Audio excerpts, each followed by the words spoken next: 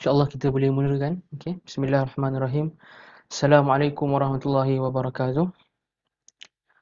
Innal hamdalillah nahmaduhu wa nasta'inuhu wa nastaghfiruh wa na'udzu billahi min shururi anfusina wa min sayyiati a'malina man yahdihillahu fala mudilla lahu wa man yudlil fala hadiyalah. Asyhadu an la ilaha illallah wa asyhadu anna Muhammadan abduhu wa rasuluh. Amma ba'd. Jadi insya-Allah pada malam ni kita akan kita akan teruskan halaqah kedua kita untuk matan al-waraqat dan juga matan al-ajurrumiyah. Okay. Yang insya-Allah kita cuba untuk habiskan matan ni sebelum masuk bulan Ramadan. Kita nak cuba habiskan matan ni sebelum masuk bulan Ramadan. Jadi macam mana sebutkan semalam yang huraian ni adalah tertuju kepada mereka yang penuntut ilmu lah. Kita cakap penuntut ilmu yang tak ada asas, ya. Ataupun dia ada asas yang sikit sahaja, dia tak belajar banyak, dia baru nak berkenalan dengan ilmu nahwu dan ilmu usul fiqh. Jadi sebab tu huraian akan jadi padat dan tak banyak masuk khilaf dan sebagainya lah. Tak banyak masuk khilaf dan sebagainya. Huraian akan tertumpu kepada apa kehendak penulis matan ni. Okay? Huraian akan tertumpu kepada apa kehendak penulis matan ni dan juga menghuraikan lafaz dan ibarah yang penulis matan ni pakai. Menghuraikan lafaz dan ibarah yang penulis matan ni pakai. Jadi insya-Allah malam ni kita akan mulakan dengan al-waraqat dulu. Dalam 50 minit macam tu. 50 minit ke sejam. Kemudian kita akan sambung dengan matan al-ajurrumiyah insya-Allah.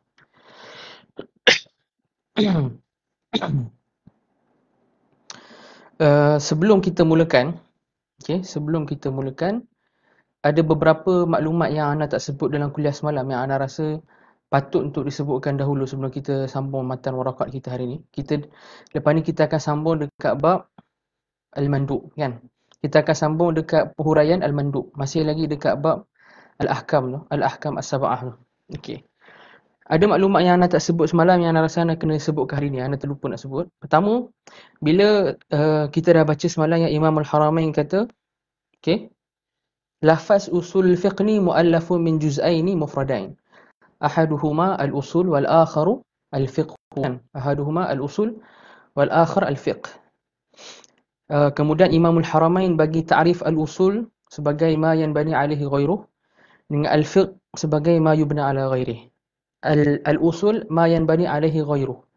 Dia adalah tapak yang dibina atasnya benda lain. Dialah tapak yang dibina atasnya benda lain. Dialah asas yang dibina atasnya benda lain. Dan anda dah sebut dah semalam yang ta'rif al-asl yang Imam Al-Haramain bagi ni adalah ta'rif lughawi, betul tak? Anda sebut dah yang ta'rif Imam Al-Haramain terhadap al-asl adalah ta'rif lughawi. Ya, macam yang kita biasa dengar lah, lughatan, maksudnya secara bahasa, betul tak?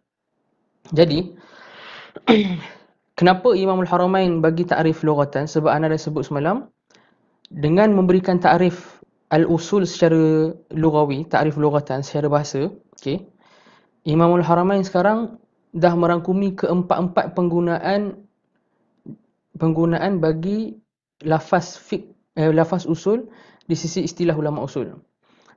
Ana ulang balik. Bila Imam Al-Haramain bagi ta'rif lughatan, secara tidak langsung dalam ta'rif lughatan tu dah mengandungi kesemua makna ta'rif istilahan. Kesemua makna ta'rif usul secara istilah. Okay, sebab tu Imam Al-Haramain tak bagi ta'rif al-asl secara istilah, betul tak? Imam Al-Haramain kata al-asl ma yanbani alaihi ghairuh. Itu ta'rif lughatan, kan? Jadi kenapa bagi ta'rif lughatan? Sebab dengan ta'rif lughatan ni dia akan merangkumi kesemua ta'rif istilah. Kesemua maksud ataupun ta'rif istilah, syar'i istilah.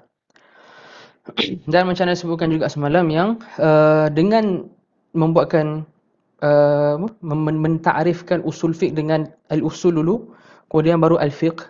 Anda dah sebut juga yang ni adalah isyarat kepada Imam Al-Haramain yang nak ta'rifkan usul fiqh secara mudhaf ilaih atau murakkab idhafi. Murakkab idhafi iaitu kita anggap usul fiqh ni rangkai kata mudhaf dan mudhaf ilaih. Usul mudhaf, al-fiqh mudhaf ilaih. Okey, ini ada sebut semalam. Jadi kalau atas dasar kita anggap usul fiqh ni mudhaf dan mudhaf ilaih, okey, apa maksud dia? Okey, kalau kita anggap usul fiqh ni mudhaf dan mudhaf ilaih, so dia akan jadi usulul fiqh ni adalah adillatul fiqh. Usulul fiqh, adillatul fiqh, iaitu dalil-dalil bagi fiqh. Apa yang hukum hakam fiqh terbina daripadanya. Jadi, bila kita nak takrifkan usul fiqh, kita ada dua cara. Satu secara murakkab idhafi, kita anggap usul fiqh ni mudhaf ilaih. Satu lagi secara laqabi. Kita anggap usul fiqh ni memang satu perkataan terus, tak boleh dibahagi-bahagikan dah. Okay. Atas dasar murakkab idhafi, kita anggap mudhaf dan mudhaf ilaih. Okay. Apa jadi takrif usul fiqh? Dia akan jadi adillatul fiqh. Adillatul fiqh, iaitu dalil-dalil umum bagi fiqh. Dengan dalil-dalil ni lah terbina daripada dalil-dalil ni hukum hakam yang kita nak belajar ni, hukum hakam syarak. Jadi faham Jadi faham. Okey, insya-Allah boleh faham bahawa dengan mentakrifkan al-asl apa, kemudian al-fiqh apa, itu adalah isyarat Imam Al-Haramain untuk takrif usul fiqh secara murakkab idhafi. Okey, murakkab idhafi. Anda harap poin tu dapat difahamilah insya-Allah. Kemudian kita masuk hari ni ke mandub. Kita masuk ke mandub. Kata muallif rahimahullah wa nafa'ana bil ulumi fid darain, Imam Al-Haramain, wal mandubu ma yuthabu ala fi'lihi wa la yu'aqabu ala tarkih. Mandub ni adalah apa yang kalau kita buat dapat pahala, wa la yu'aqabu ala tarkihi. Kalau tinggal tak diazab ataupun tak dapat dosa. Okey. Al mandub ma yuthabu ala fi'lihi wa la yu'aqabu ala tarkihi. Semalam pun anda dah sebutkan, tapi tak apalah untuk kita ulang balik. Anda dah sebutkan yang Imamul Haramain punya approach untuk takrif hukum dekat sini, approach apa? Iaitu takrif secara ar-rasm kan. Takrif secara ar-rasm ni adalah mendefinisikan satu perkara dengan melihat kepada kesan dia. Mendefinisikan satu perkara dengan melihat kepada kesan dia. Jadi sekarang ni Imamul Haramain bukan mentakrifkan mandub ataupun sunat dengan takrif hakikat, iaitu apa itu mandub, apa itu sunat. Tak. Imamul Haramain sekarang mentakrifkan kesan dia. Sunat ni apa? Apa benda yang dinamakan sunnah? Apa hukum yang bermaksud sunat? Apa hukum yang bermaksud mandub? Imamul Haramain kata dia adalah perkara yang kalau kita buat dapat pahala. Okey. Kalau tinggal tak kena azab atau tak dapat dosa. Tinggal tak dapat dosa kan, buat dapat pahala. Ini sunat sendiri ke ataupun kesan kepada melakukan perbuatan sunat? Jawapan dia kesan kepada melakukan perbuatan sunat. So dia takrif dengan kesan. At-ta'rif bil rasm. Ini pun anda dah sebutkan semalam tapi anda ulang lagi. Takut ada yang terlepas poin ni. Jadi al-mandub di sisi jumhur ulama usul, mereka ada beberapa istilah yang mereka guna untuk merujuk kepada maksud mandub ni juga. Ada beberapa istilah yang datang dengan maksud yang sama, iaitu mandub, sunnah, nafil atau jamak nawafil, kemudian tatawwu', kemudian mustahab. Mandub, mandub, mustahab, sunnah, nafil, tatawwu', semua ni datang dengan maksud yang sama, iaitu benda yang sunat dilakukan. Bila sunat dilakukan, buat dapat pahala, tinggal tak kena apa-apa, tak dapat dosa. So ulama menggunakan beberapa istilah untuk merujuk kepada makna yang sama. Yang ni menurut jumhur dan suka untuk anda bagi peringatan dekat sini, nak bagi tanbih atau peringatan yang di sisi fuqaha, sebahagian ulama fiqh, terutamanya dalam mazhab Syafi'i, kadang-kadang mereka menggunakan istilah mustahab berbeza dengan sunnah. Okey, yang ni ambil perhatian Di sisi fuqaha maksudnya ulama-ulama fiqh, kadang-kadang mereka menggunakan istilah mustahab tak sama maksud dia dengan sunnah ataupun mandub yang kita tengah bahas sekarang ni. Kadang-kadang lain. Apa maksud dia? Maksud dia ulama fiqh kadang-kadang guna mustahab ni untuk perkara yang digalakkan untuk kita lakukan walaupun tak ada dalil, dipanggil dalil nassi. Dalil nassi ni apa? Maksudnya wahyu lah secara mudahnya. Bila nak sebut ad-dalil an-nassi ni, dalil nassi maksudnya wahyu. Okey, ada perkara yang kadang-kadang ulama fiqh hukumkan perkara tu sebagai digalakkan untuk melakukan dia walaupun tak ada dalil nassi, maksudnya walaupun tak ada wahyu. Bila nak sebut tak ada dalil nassi, tak ada dalil wahyu, bukan bermaksud tak ada dalil secara total. Ada dalil. Dalil tu bukan nassi lah, bukan wahyu. Mungkin dalil tu secara qiyas dan sebagainya. Okey? So kadang-kadang bila kita jumpa dalam kitab fiqh, dia kata yustahabbu ataupun benda ni mustahab. Kemudian kita cari hadis, kita tak jumpa hadis yang cakap secara jelas terhadap perkara tu. Kita jangan cakap tak ada dalil. Kita cakap dalil dia mungkin kias dan sebagainya. Sebab di sisi ulama fiqh kadang-kadang perkataan mustahab ni digunakan untuk apa? Perkara yang digalakkan, hukum terhadap satu perkara yang digalakkan dalam keadaan kita dapat hukum tu bukan dengan cara wahyu tapi dengan cara dalil lain, dalil qiyas sebagainya. Sebab qiyas ni tak dianggap dalil nafsi lah. Tak dianggap dalil nafsi, dia akli dan sebagainya. So, untuk contoh praktikal dia macam dalam bab kunut. Dalam bab kunut kan. So, dalam isu kunut, ulama mazhab Syafi'i menggunakan istilah apa? Yustahab, digalakkan. So, bila ulama mazhab Syafi'i guna istilah yustahabbu, digalakkan untuk kunut, kita boleh tahu dari situ yang ulama mazhab Syafi'i dah bagi isyarat siap-siap. Kalau kita nak cari dalil nasi, silap bukan kunut. Silap bukan kunut, silap. Talaffuz bin niyah, iaitu niat dengan melafazkan niat. Melafazkan niat, kita sebutkan kuat-kuat kan sampai telinga kita sendiri dengar tu. Bukan isu kunut, isu at-talaffuz bin niyah. Macam dalam mazhab Syafi'i, orang kita nak solat baca usolli tu kan. Usolli solatadh zuhri 4 rakaatin dan sebagainya tu. Tu. Isu at-talaffuz bin niyah ni ulama mazhab Syafi'i cakap apa? Yustahab. Digalakkan untuk kita melafazkan niat. Walaupun kalau kita cari dalil atau hadis, ada tak dalil yang jelas Nabi SAW pernah niat untuk solat ni secara talaffuz? Pernah tak Nabi SAW nak solat, Nabi niat dengan melafazkan niat untuk solat, bukan isu lain, bukan isu haji sebagainya, untuk solat, tak ada kan? Bila tak ada, sebab tu ulama mazhab Syafi'i kata yustahab. Betul ulama mazhab Syafi'i kata yustahab, digalakkan. Tapi kita tahu di situ digalakkan dekat situ bukan bermaksud ada dalil nafsi. So mungkin ulama mazhab Syafi'i dapat hukum digalakkan dekat situ bukan dengan cara Quran dengan sunnah tapi dengan qiyas dan sebagainya. Dengan qiyas dan sebagainya. So ana ulang balik, kadang-kadang fuqaha guna istilah mustahab untuk merujuk kepada perkara yang digalakkan untuk lakukan, tapi tak ada dalil nafsi. Dalil dia apa? Dalil dia akli dan sebagainya. Okey, dan harap poin tu difahamilah. Okey. Itu tentang mandub secara ringkas. Okey, secara ringkas. Kemudian mubah. Kita masuk mubah. Kata Imamul Haramain, mubah ni ma la yusabu ala fi'lihi wa la yu'aqabu ala tarkih. Mubah ni secara zat dia tu sendiri kalau kita buat tak melayakkan kita untuk dapat pahala, dan kalau kita tinggal dia tak buat kita ni kena azab atau dapat dosa. Buat tak apa, tak buat pun tak apa. Okey. Mubah ni buat tak apa dan tak buat pun tak apa. Dan kata Imam Asy-Syatibi, mubah ni walaupun asalnya dia tu kalau kita nak buat tak apa, nak buat pun tak apa, tak nak buat pun tak apa kan. Sebenarnya hakikatnya dia tu sentiasa jadi wasilah.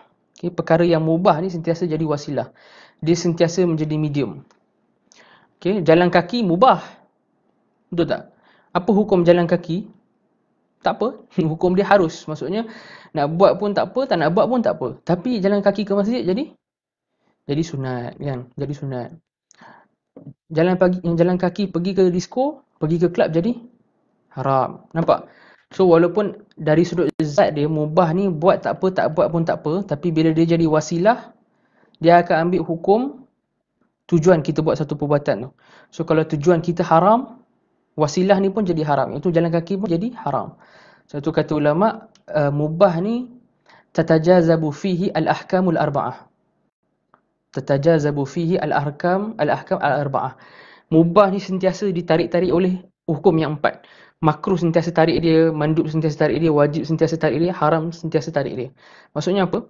Satu perkara tu mungkin bila kita melihat dari sudut asas dia harus dilakukan, tapi bila kita melihat dia sebagai wasilah, bila kita dah consider dia sebagai wasilah, dia akan tengok dia wasilah ke apa. Kalau dia wasilah kepada perkara wajib, mubah tadi jadi wajib. Kalau dia wasilah kepada perkara haram, mubah tadi jadi haram. Dia wasilah kepada perkara sunat, mubah tadi jadi sunat. Dia wasilah kepada perkara makruh, mubah tadi jadi makruh. Okey. So itu mubah secara ringkas lah. Dan ada setengah orang ataupun bukan setengah orang lah, ada setengah ulama timbulkan iskal atau kemuskilan bahawa mubah ni kenapa dikategorikan sebagai hukum taklifi? Apa maksud hukum taklifi? Hukum taklifi ni maksudnya syarak datang memberi tuntutan. Hukum taklifi maksudnya syarak datang, maksudnya wahyu datang, dia bagi tuntutan. Tuntutan kepada kita untuk lakukan satu perbuatan ataupun tuntutan kepada kita untuk tak lakukan satu perbuatan. Kalau tuntutan syarak tu suruh kita lakukan satu perbuatan dan tuntutan tu tuntutan yang menuntut untuk kita buat secara pasti, dia jadi wajib. Kalau tuntutan tu disuruh kita buat tapi dia tak pastikan kita buat. Maksudnya kalau tak nak buat pun tak apalah tapi eloknya buat, kan? Tuntutan yang tak pasti ni dia jadi sunat. Kalau tuntutan untuk tinggal satu perkara dengan tuntutan yang pasti, dia jadi haram. Okey, syarat tuntut kita untuk tinggal perkara tu. Macam minum arak kan, syarat tuntut kita untuk tinggal perkara tu dengan tuntutan yang pasti. Makruh, syarat tuntut kita untuk tinggal benda tu tapi bukan dengan tuntutan yang pasti, so dia jadi makruh. Contoh makruh ni apa? Contoh makruh banyak lah. Antara contoh makruh ni kita ambil hadiah dengan tangan kiri, kan? Kita ambil hadiah dengan tangan kiri. Atas kaul yang kata makruh, ada kata haram, tapi ada kaul kata makruh. Okey. So ahkam taklifiyah dia ada unsur tuntut. Disebabkan ada tuntutan ni lah dia jadi taklif, dia jadi beban, betul tak? Disebabkan ada unsur tuntut dia jadi beban. Disebabkan ada unsur tuntut dia jadi beban. Sebab tu kalau kita tengok macam wajib dan sebagainya ni ada unsur iqtida'. Iqtida' ni tuntutan. Bila ada unsur iqtida', tuntutan, dia jadi ahkam taklifiyah lah, dia jadi beban lah. Sebab kita terbeban untuk buat satu perkara. Kita terbeban untuk kena tinggal satu perkara tu. Walaupun ada khilaf di kalangan ulama usul terhadap sesuai tak kita panggil hukum ni sebagai taklif. Sebab antaranya Syekhul Islam Ibn Taymiyah tak setujulah. Sebab bagi beliau bukan semua hukum ni beban, kan. Tapi tak apa. Itu kita sentuh nanti. Cuma sekarang ni ulama bahas kenapa mubah ada dalam geng-geng ahkam taklifiyah ni. Betul tak?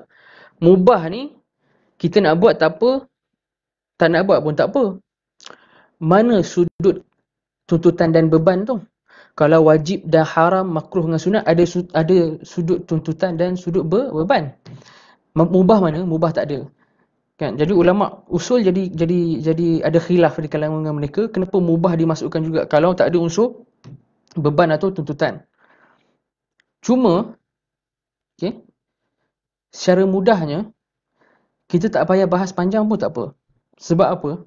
Sebab Al-Imam Asy-Syatibi dalam Muwafaqat, Al-Imam Asy-Syatibi sebutkan beberapa masalah dalam ilmu usul fiqh ni yang tak terbina daripadanya apa-apa faedah. Yang tak terbina daripadanya apa-apa faedah fiqh, samarah fiqhiyah. Kiranya tak ada kesan lah dari sudut fiqh ni, kan. Antara permasalahan yang Imam Asy-Syatibi sebut tak terbina atasnya natijah ataupun kesan dalam ilmu fiqh, antara permasalahannya adalah ni, iaitu adakah mubah ni dituntut atau tidak? Adakah mubah ni taklif atau tidak? Jadi kalau kita tak bincang pun tak apa. So kalau kita nak bincang isu mubah ni, kita boleh bincang dekat kitab lain yang lebih tebal lah, dekat matan lain yang lebih tebal. Sebab tak ada keperluan untuk kita bincang. Tak ada keperluan untuk kita bincang. Macam Imam Asy-Syatibi cakap, dia al-masail allati la tubna 'alaiha thamarah fiqhiyah. Permasalahan yang tidak dibina atasnya apa-apa kesan fiqh. So kita tak bahas. Kalau kita bahas pun dia jadi dari sudut teori sahaja. Okey. Itu habis mubah. Kemudian makruh. Makruh, kemudian haram dulu baru makruh. Haram adalah ataupun yang dalam istilah dalam terminologi yang Imam Al-Haramain pakai al-mahdzur, kan. Al-mahdzur ma yuthabu ala tarkihi wa yu'aqabu ala fi'lihi. Yuthab ala tarkihi. Kalau kita tinggal benda haram dapat pahala. Cuma bersyaratlah. Kita kena tinggal dalam keadaan kita niat untuk tinggal, bukan kita tinggal tu sebab kita tak mampu nak lakukan. Ada beza tak? Ada beza. Orang yang dapat pahala bila dia tinggal benda haram ni, dia memang niat. Aku tak nak lakukan perkara ni sebab aku takut Allah, contohnya. Aku tak nak lakukan perkara ni sebab aku tahu syarak kata haram. Yang ni dapat pahala. Kalau orang yang dia dah memang niat nak pergi disco, dah naik kereta dah pun, tiba-tiba kereta dia rosak. Dah start engine, kereta dia rosak. Kan? So dia tak jadi pergi disco. Sekarang ni dia tinggal pergi disco atas dasar dia takut kepada Allah dan atas dasar wahyu kata haram ke, ataupun semata-mata sebab ada halangan. Sebab ada halangan kereta dia rosak. Kalau kereta dia tak rosak, nescaya dia dah pergi dah. So jawapan dia yang kedua lah, maksudnya dia tinggal atas dasar ada halangan sahaja. So dalam kes ni, kalau dia tinggal benda haram pun dia tak dapat pahala. Bahkan dia dah dapat benda haram, dia dah dapat dosa dah sebab dia dah betul-betul azam dalam nak melakukan dia punya maksiat dia tu lah. Ya. Dia dah betul-betul nak buat dah. Okey. Kemudian haram ni juga ada beberapa istilah. Kalau dekat sini Imam Al-Haramain pakai al-mahzur kan. Mahzur dari sudut bahasa bermaksud al-mana'. Benda yang dilarang. So al-mahzur ni maksudnya al-mamnu' lah. Mamnu', benda yang dihalang untuk kita buat, dilarang untuk kita buat.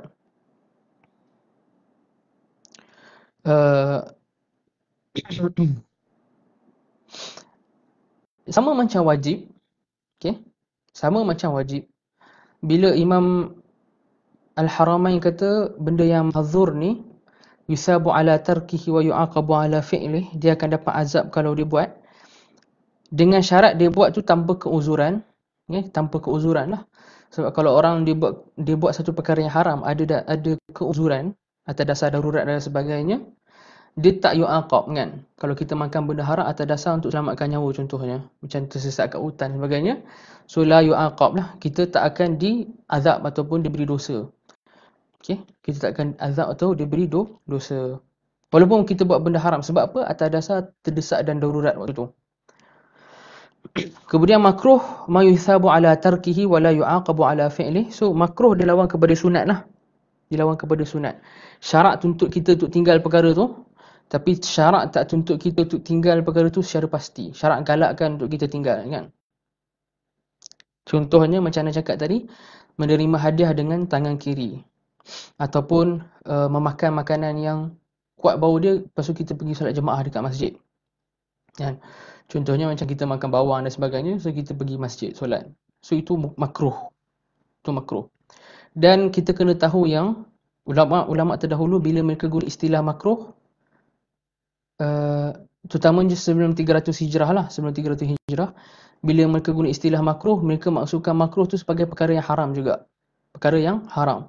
So kita jangan tafsirkan kalam ulama-ulama yang datang sebelum 300 hijrah ni, bila mereka cakap makruh atau saya tak suka benda tu, kita tafsirkan sebagai benda ni makruh je, kalau nak buat tak apa. Okay, kita kena tafsirkan maksud mereka sebagai haram. Okay, sebab contoh dia, antara contoh yang kita boleh ambil adalah Imam Ahmad Imam Ahmad ada fatwa yang beliau berkata akrahu al-mut'ah. Akrahu al-mut'ah. Kalau kita terjemah, kita akan cakap apa? Saya menghukum makruh ataupun saya tak suka mut'ah ni lah, kahwin secara mut'ah, kahwin kontrak lah. Kahwin secara mut'ah ni maksudnya kahwin secara kontrak tanpa saksi pun tak apa. Lepas tu ada masa. Ada akad yang muakkad, ada masa. Orang tu nak kahwin sejam dan sebagainya. Tak ada saksi pun tak apa. Ni geng-geng yang selalu buat ni Syiah lah kan, kahwin mut'ah ni. Okay. So Imam Ahmad kata akrah. Jadi kalau orang tu dia tak belajar usul fiqh, kita takut dia baca, Imam Ahmad kata makruh je ni. So mut'ah ni boleh lah sebenarnya, makruh je. So kita kena faham, bila kita jumpa kalam ulama terdahulu cakap makruh, itu merangkumi ataupun dimaksudkan dekat situ adalah haram. Sama juga macam Imam At-Tirmizi buat bab dalam Jami' At-Tirmizi. Imam Tirmizi kata bab karahiyati al-mashi' uryanan. Bab dimakruhkan untuk jalan dalam keadaan tidak berpakaian. Jalan dalam keadaan tidak berpakaian. Ataupun bogel lah. So takkanlah Imam At-Tirmizi kata jalan tanpa berpakaian langsung ni hukum dia makruh je. Kan kita buka Jami' Tirmizi, jumpa Imam Tirmizi kata kalau jalan secara tak berpakaian langsung ni hukum dia makruh je, sebab Imam Tirmizi kata bab karahiyah, makruh. So kita tengok ada orang, tiba-tiba ada orang pun di jalan tak pakai apa-apa pakaian kan. So dekat situ kita cakap dia salah faham. Sebab bila Tirmizi kata karahiyah dekat situ, situ maksud dia haram lah. Sebab Tirmizi datang sebelum 300 Hijrah. Okay? So kita kena alert kat benda tu lah.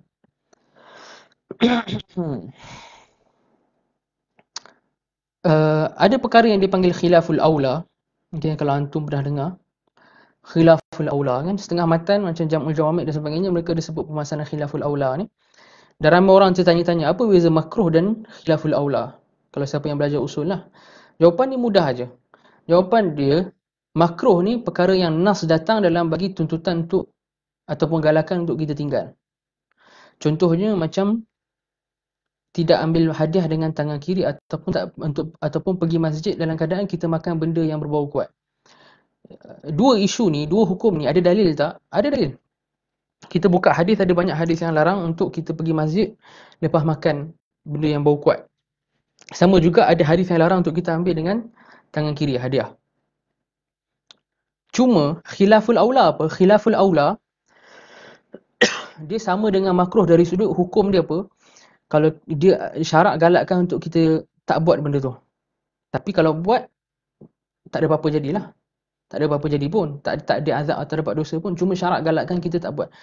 Okay, khilaful aula ni apa? Khilaful aula ni beza dengan makruh adalah khilaful aula tak ada nas yang galakkan kita untuk tak buat perkara tu secara maksud. Secara maksud ni maksudnya apa? Tak ada nas direct yang kata kita jangan buat perkara tu. Contohnya apa? Contoh dia sekarang nas datang galakkan kita buat solat tahajud ataupun solat duha. Nas kata buat solat tahajud dengan solat duha ni dapat banyak pahala, dapat banyak kelebihan. Betul tak? Dapat banyak pahala, dapat banyak kelebihan kan? Katakanlah orang tu dia memang tak pernah solat duha dengan solat tahajud langsung. Dia buat benda haram, dia tak buat benda haram. Tapi syarak tak galakkan untuk dia buat benda tu. Syarak tak galakkan kita untuk tak pernah solat duha dengan tak pernah solat tahajud langsung. Walaupun sekali kan. Memanglah tak haram tapi syarak tak galakkan. Okay. Sekarang ni ketidakgalakan syarak untuk kita tak buat langsung duha dengan tahajud ni ada dalil tak? Ada tak dalil yang kata Nabi SAW kata tak digalakkan untuk tinggal duha, tak digalakkan untuk tinggal tahajud, tak digalakkan dengan nas secara maksud. Secara memang direct Nabi kata jangan tinggal duha, jangan tinggal, tak ada kan?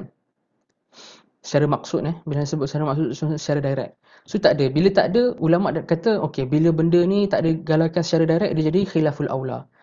Dia makruh, tapi kita tahu dia makruh tu khilaful aula. Dia berlawanan dengan apa yang lagi patut kita buat. Yang lagi patut kita buat adalah kita solat tahajud dengan duha lah sekali-sekala. So khilaful aula bermaksud kita tak buat langsung yang aula tu.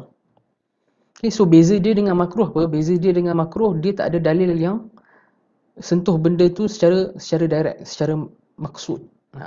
Itu beza khilaful aula dengan makruh. Kemudian kata Imam Al-Haramain, was-sahihu ma yata'allaqu bihi an-nufuz wa yu'taddu bihi, wal batilu ma la yata'allaqu bihi an-nufuz wa la yu'taddu bihi. As-sahih ni dari sudut bahasa sejahtera dan selamatlah ataupun sihatlah kita cakap. Dari sudut istilah ulama usul, dia berkaitan dengan macam Imam Haramain kata sini, ma yata'allaqu bihi an-nufuz wa yu'taddu bihi. Itu adalah takrifan sahih secara istilah. Okey. Yu'taddu bihi diambil kira. Yata'allaqu bihi nufuz ni apa? Yata'allaqu bihi nufuz ni kalau ikut syurah waraqat, ulama-ulama yang syarah waraqat, yata'allaqu bihi nufuz ni maksudnya bulughul maqsud, tersampai maksud yang kita nak daripada kita buat satu perkara tu. Sebagai contoh, bila kita nak jual beli kan, apa maksud kita? Maksud yang kita nak, apa yang kita nak capai dari jual beli adalah berlaku pemindahan pemilikan lah. Okay, duit kita dengan barang yang kita nak beli, berlaku pemindahan pemilikan. Kan? Ataupun dengan jual beli ataupun dengan kita menyewa, kita dapat mengambil manfaat daripada benda kita sewa tu. Hilu al-intifa' dipanggil. Halal untuk kita ambil manfaat daripada benda kita sewa. Ataupun intiqalul milk. Intiqalul milk, pemindahan pemilikan. So kita beli, berlaku pemindahan pemilikan lah. Itu bulughul maksud. Bila kita buat jual beli, bila kita buat kontrak sewa dan sebagainya, apa kita nak? Kita nak ambil manfaat dan kita nak berlaku pemindahan pemilikan tu lah. So bila berlaku pemindahan pemilikan, bila dapat ambil manfaat, itu dipanggil an-nufuz. Maksudnya apa? Bulughul maksud. Okey, itu maksud an-nufuz, maksudnya bulughul maqsud. Adapun yu'tadu bihi, maka yu'tadu bihi ni maksudnya apa? Maksudnya diambil kira, diambil kira, valid. Valid lah. Diambil kira ni kita terjemah mudah valid. Sebagai contoh, bila kita cakap solat tu sah, ataupun kita cakap solat tu sahihah, as-salah as-sahihah, ataupun kita cakap ialah as-salah as-sahihah kan. Solat ni hukum dia sah. Sihhatus salah kan. Kesahihan solat. Apa maksud dia? Solat tu bila dia sah, dia yu'taddu bihi, dia jadi valid, diambil kira solat tu. Bila dia ambil kira, apa jadi? Bila dia ambil kira, kita dah hilang daripada kita tuntutan untuk buat solat tu. Sebagai contoh, bila masuk waktu zuhur, tergelincir sikit matahari, masuk waktu zuhur. Okey. Bila tergelincir sikit matahari, masuk waktu zuhur kan. Kita dituntut dalam waktu zuhur untuk solat zuhur sebanyak 4 rakaat. Bila kita solat zuhur 4 rakaat dengan memenuhi syarat solat dan kita tak buat apa-apa larangan yang boleh membuatkan solat kita terbatal, maka solat kita jadi sah. Apa maksud solat kita jadi sah? Bila solat kita jadi sah, solat tu dia ambil kira. Solat tu jadi valid. Bila solat tu dia ambil kira dan jadi valid, kita tak dituntut lagi dah untuk solat zuhur dalam waktu tu. Kiranya tuntutan yang syarak nak daripada kita untuk solat zuhur pada waktu tu dah selesai. Dah tak ada dah. Kita dah ghair mutalab. Kita dah tak dituntut. So itu maksud yu'taddu bihi. Okay? Adapun an-nufuz, macam Ana cakap tadi, an-nufuz ni bulughul maqsud. Dia dapat hasil yang apa yang kita nak bila kita lakukan suatu perkara tu. Dan para syurah warakat kata, para ulama yang syarah warakat kata, an-nufuz ni hanya disifatkan kepada akad, bukan pada ibadah. Disifatkan kepada akad, jual beli, perkahwinan dan sebagainya lah. So yang tu dia jadi, kita boleh cakap apa nama dia, akad ni nafiz. Akad ni nafiz kan. Manfuz atau nafiz. So bila kita cakap benda ni nafiz atau manfuz dalam akad, apa maksud dia? Maksudnya maksud kita daripada akad tu, apa objektif yang kita nak capai daripada akad tu, kita dapat. Iaitu apa? Kalau akad jual beli, objektif yang kita nak capai adalah pemindahan pemilikan di antara duit kita dengan objek yang kita nak beli. Kalau kita nak sewa, ada berlaku hillu al-intifa', kita boleh ambil manfaat benda yang kita sewa tu. Asalnya kereta kalau tak disewa, kita pakai kereta yang tak ada satu kereta kan yang open untuk disewa, tapi kita tak sewa kereta tu, kita pakai, boleh tak? Haram kan. Tapi kalau kita sewa kereta tu, kita bagi duit untuk sewa, apa hukum kita pakai? Harus. So hilul intifa'. So itu bulughul maqsud, itulah an-nufuz. So an-nufuz ni, yang bulughul maqsud ni, maksudnya boleh tercapai objektif kita daripada apa yang kita nak, daripada akad kita tu. Hanya nufuz ni hanya berlaku pada akad saja. Dia tak berlaku dekat ibadah. Okey? Dia tak berlaku dekat ibadah. So itu beza antara apa yang yu'taddu bihi dengan apa yang yata'allaqu bihi an-nufuz. Okey? Beza antara yu'taddu bihi dengan yata'allaqu bihi an-nufuz. Ana ulang balik secara ringkas. Yata'allaqu bihi nufuz ni sifat kepada akad. Yu'taddu bihi sifat kepada ibadah. Wal batil ma la yata'allaqu bihi nufuz wa la yu'tadu bihi. So batil adalah opposite dia. Opposite kepada la yata'allaqu bihi nufuz dengan la yu'tadu bihi. So kalau dalam contoh solat tadi, bila kita cakap solat ni batal. Orang Melayu kata batal solat ni kan. Batal solat. Batal solat tu batil lah, nampak? Maksudnya dalam bahasa Melayu pun kita ambil dalam bahasa Arab. So bila kita cakap dalam bahasa Melayu solat ni batal ataupun batil, solat ni batil hukum dia. Apa maksud dia? Maksudnya solat tu la yu'taddu biha. Solat tu tak diambil kira. Jadi kalau kita dekat waktu Zuhur, kita solat 4 rakaat, kita penuhi syarat tapi kita ada halangan time kita solat. Apa halangan dia? Katakanlah halangan dia waktu kita solat tu pakaian kita bernajis. Ada halangan lah. So solat kita batal. Solat kita batil solat tu. Hukum dia batil katakan. Apa jadi? Bila solat tu terbatal hukum dia, dia la yu'tadu biha. Solat tu tak diambil kira. Bila solat tu tak diambil kira, apa jadi? Bila solat tu tak diambil kira, kalau kita habis buat 4 rakaat pun, tuntutan kita untuk buat solat zuhur pada waktu tu masih lagi tak terangkat. Maksudnya kita masih lagi dituntut. Kita masih lagi mutalab. Mutalab tu maksudnya dituntut. Okay? Kita punya tanggungan kita tu tak selesai lagi. Okay? Ulama kata ma bari'at zimmatuh. tanggungan tu tak selesai lagi. Kita masih lagi dituntut untuk solat. Sebab tu bila kita cakap la yu'tadu biha, tak diambil kira, maka tanggungan dan tuntutan tu tak selesai lagi. Maka kita kena solat lagi. So itu maksud batal lah, batil kan, butlan. Wala yata'allaqu bihi nufuz. Sama kalau dalam akad. Kalau dalam akad tu ada unsur yang membuatkan akad tu jadi batil, yang membuatkan akad jual beli tu jadi batil dan sebagainya, maka akad jual beli tu tak diambil kira. Sebagai contoh, ulama bahas tentang isu jual beli benda yang tak ada, bai'ul ma'dum. Penjual ni tak ada benda untuk dijual pun, ataupun tak ada lagi sekarang benda tu, tapi dia nak jual juga. Objek tu tak ada lagi. Katakanlah dia nak jual handphone. Handphone yang dia nak jual tu masih lagi tengah dibuat kat kilang, dan dia tak yakin pun handphone tu boleh sampai kat dia. Bahkan kemungkinan besar handphone tu takkan sampai pun. So dia sekarang tengah jual benda yang dia tak ada pun sekarang, dan dia tak miliki pun sekarang. So dipanggil bai'ul ma'dum lah. Apa hukum dia? Hukum dia jual beli tu tak sah. Batal jual beli tu, bai'ul ma'dum. So apa jadi? Bila batal, dia la yata'allaqu bihi nufuz. Bila la yata'allaqu bihi nufuz, objektif kita, maksud kita daripada akad tu tak tercapai. Iaitu apa? Iaitu tak berlaku pemindahan pemilikan. Kalau kita bagi duit kat dia pun, dia tak berlaku pemindahan pemilikan. Tak bermaksud handphone tu jadi milik kita. Sebab sekarang ni jual beli ni tak sah at the first place. Ni contoh mudah lah. Sebab bai'ul ma'dum ni ada keadaan yang kadang-kadang bai'ul ma'dum boleh jadi okey. Ada keadaan bai'ul ma'dum yang boleh jadi okey dalam muamalat kan. Cuma kita bincang secara asalnya bai'ul ma'dum tak boleh. So katakanlah dia buat bai'ul ma'dum. So la yata'allaqu bihi an-nufuz. Okey.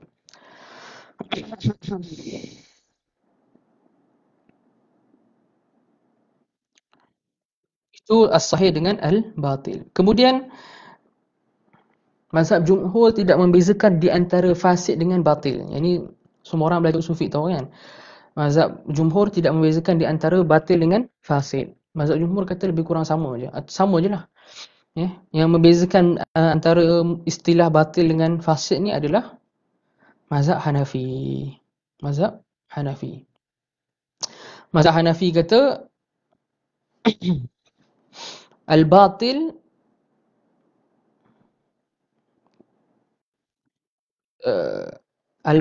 adalah perkara yang jual beli tu dari asal lagi dia terbatal dan tak boleh diokeykan, tak boleh disahihkan, tak boleh dibaiki. Fasid ni dia okey asalnya, tapi ada benda yang buat dia jadi tak okey. Kalau hilang benda tu dia jadi okey balik. Okey, ana ulang. Mazhab Hanafi kata batil ni jual beli ataupun akad, tak semesti jual beli lah, apa-apa akad yang daripada asal lagi dia haram dan tak dibenarkan syarak. Fasid ni asalnya dia okey, tapi disebabkan ada unsur tertentu dia jadi tak okey. Kalau hilang unsur tu dia jadi okey balik. Contoh batil apa? Contohnya batil ni jual beli khinzir atau jual beli babi atau khinzir lah. So hukum jual beli khinzir batil, daripada asal lagi tak boleh. Kalau fasid, contoh dia apa fasid? Fasid ni contohnya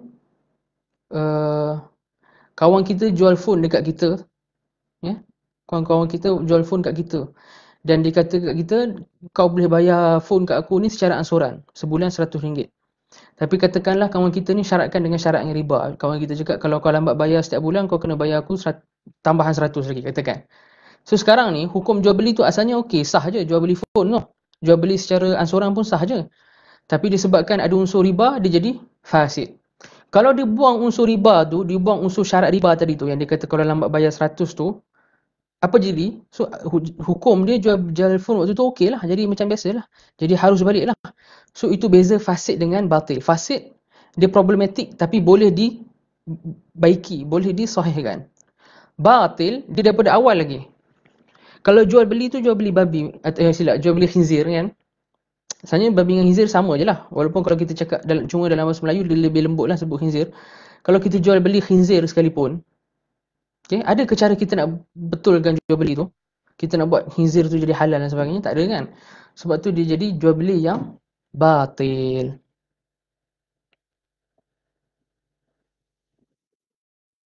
Ini secara mudahnya. Ini secara mudah, secara asas lah. Sebab syarah ni pun syarah untuk asas saja. Okey. Kemudian Imam Al-Haramain masuk kepada al-fiqh. Kata Imam Al-Haramain, wal fiqhu akhassu min al-ilm. Wal ilmu ma'rifatul ma'lum, kan? Jadi bila Imam Al-Haramain kata al-fiqh akhassu min al-ilm, kita kena tahu al-fiqh dekat sini ulama kata al-fiqh bimaknahu syar'i, bukan bimaknahu lughawi. So kata syurrah, bila nak sebut syurrah ni maksudnya para penghurai warakat, para ulama yang tulis kitab yang menghuraikan warakat.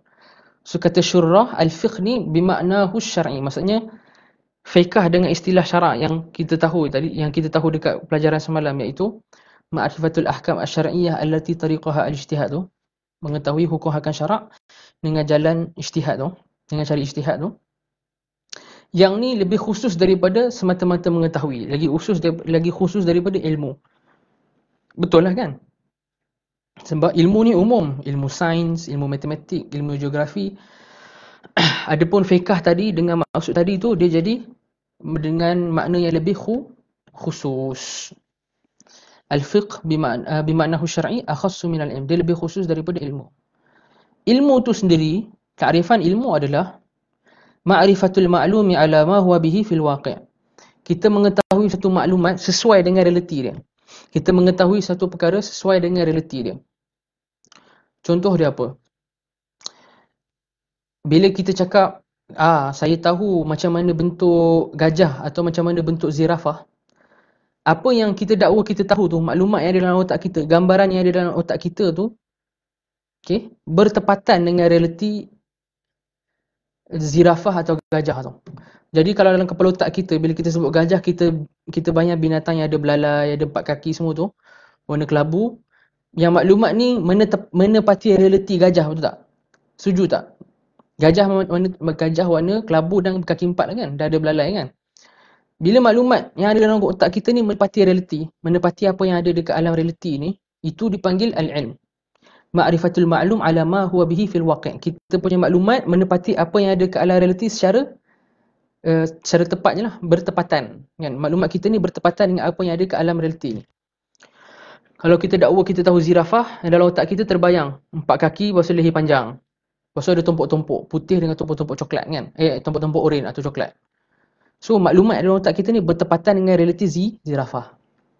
Itu maksud al-ilm. Kalau dia cakap saya tahu gajah, tapi gajah yang dia bayang dalam kepala otak tu apa? Gajah yang ada benda yang berkaki 2, kemudian leher panjang. So sebenarnya apa yang dia terbayang kat kepala otak dia? Yang dia terbayang kat kepala otak dia burung unta contohnya. Ostrich lah, burung unta. So yang dia terbayang tu burung unta, ya. Leher panjang, kaki 2, tapi dia kata inilah gajah. So ni bertepatan tak dengan realiti gajah? Bertepatan tak dengan gajah yang dekat alam realiti ni? Tak bertepatan, kan? So yang tu dia jadi al-jahl.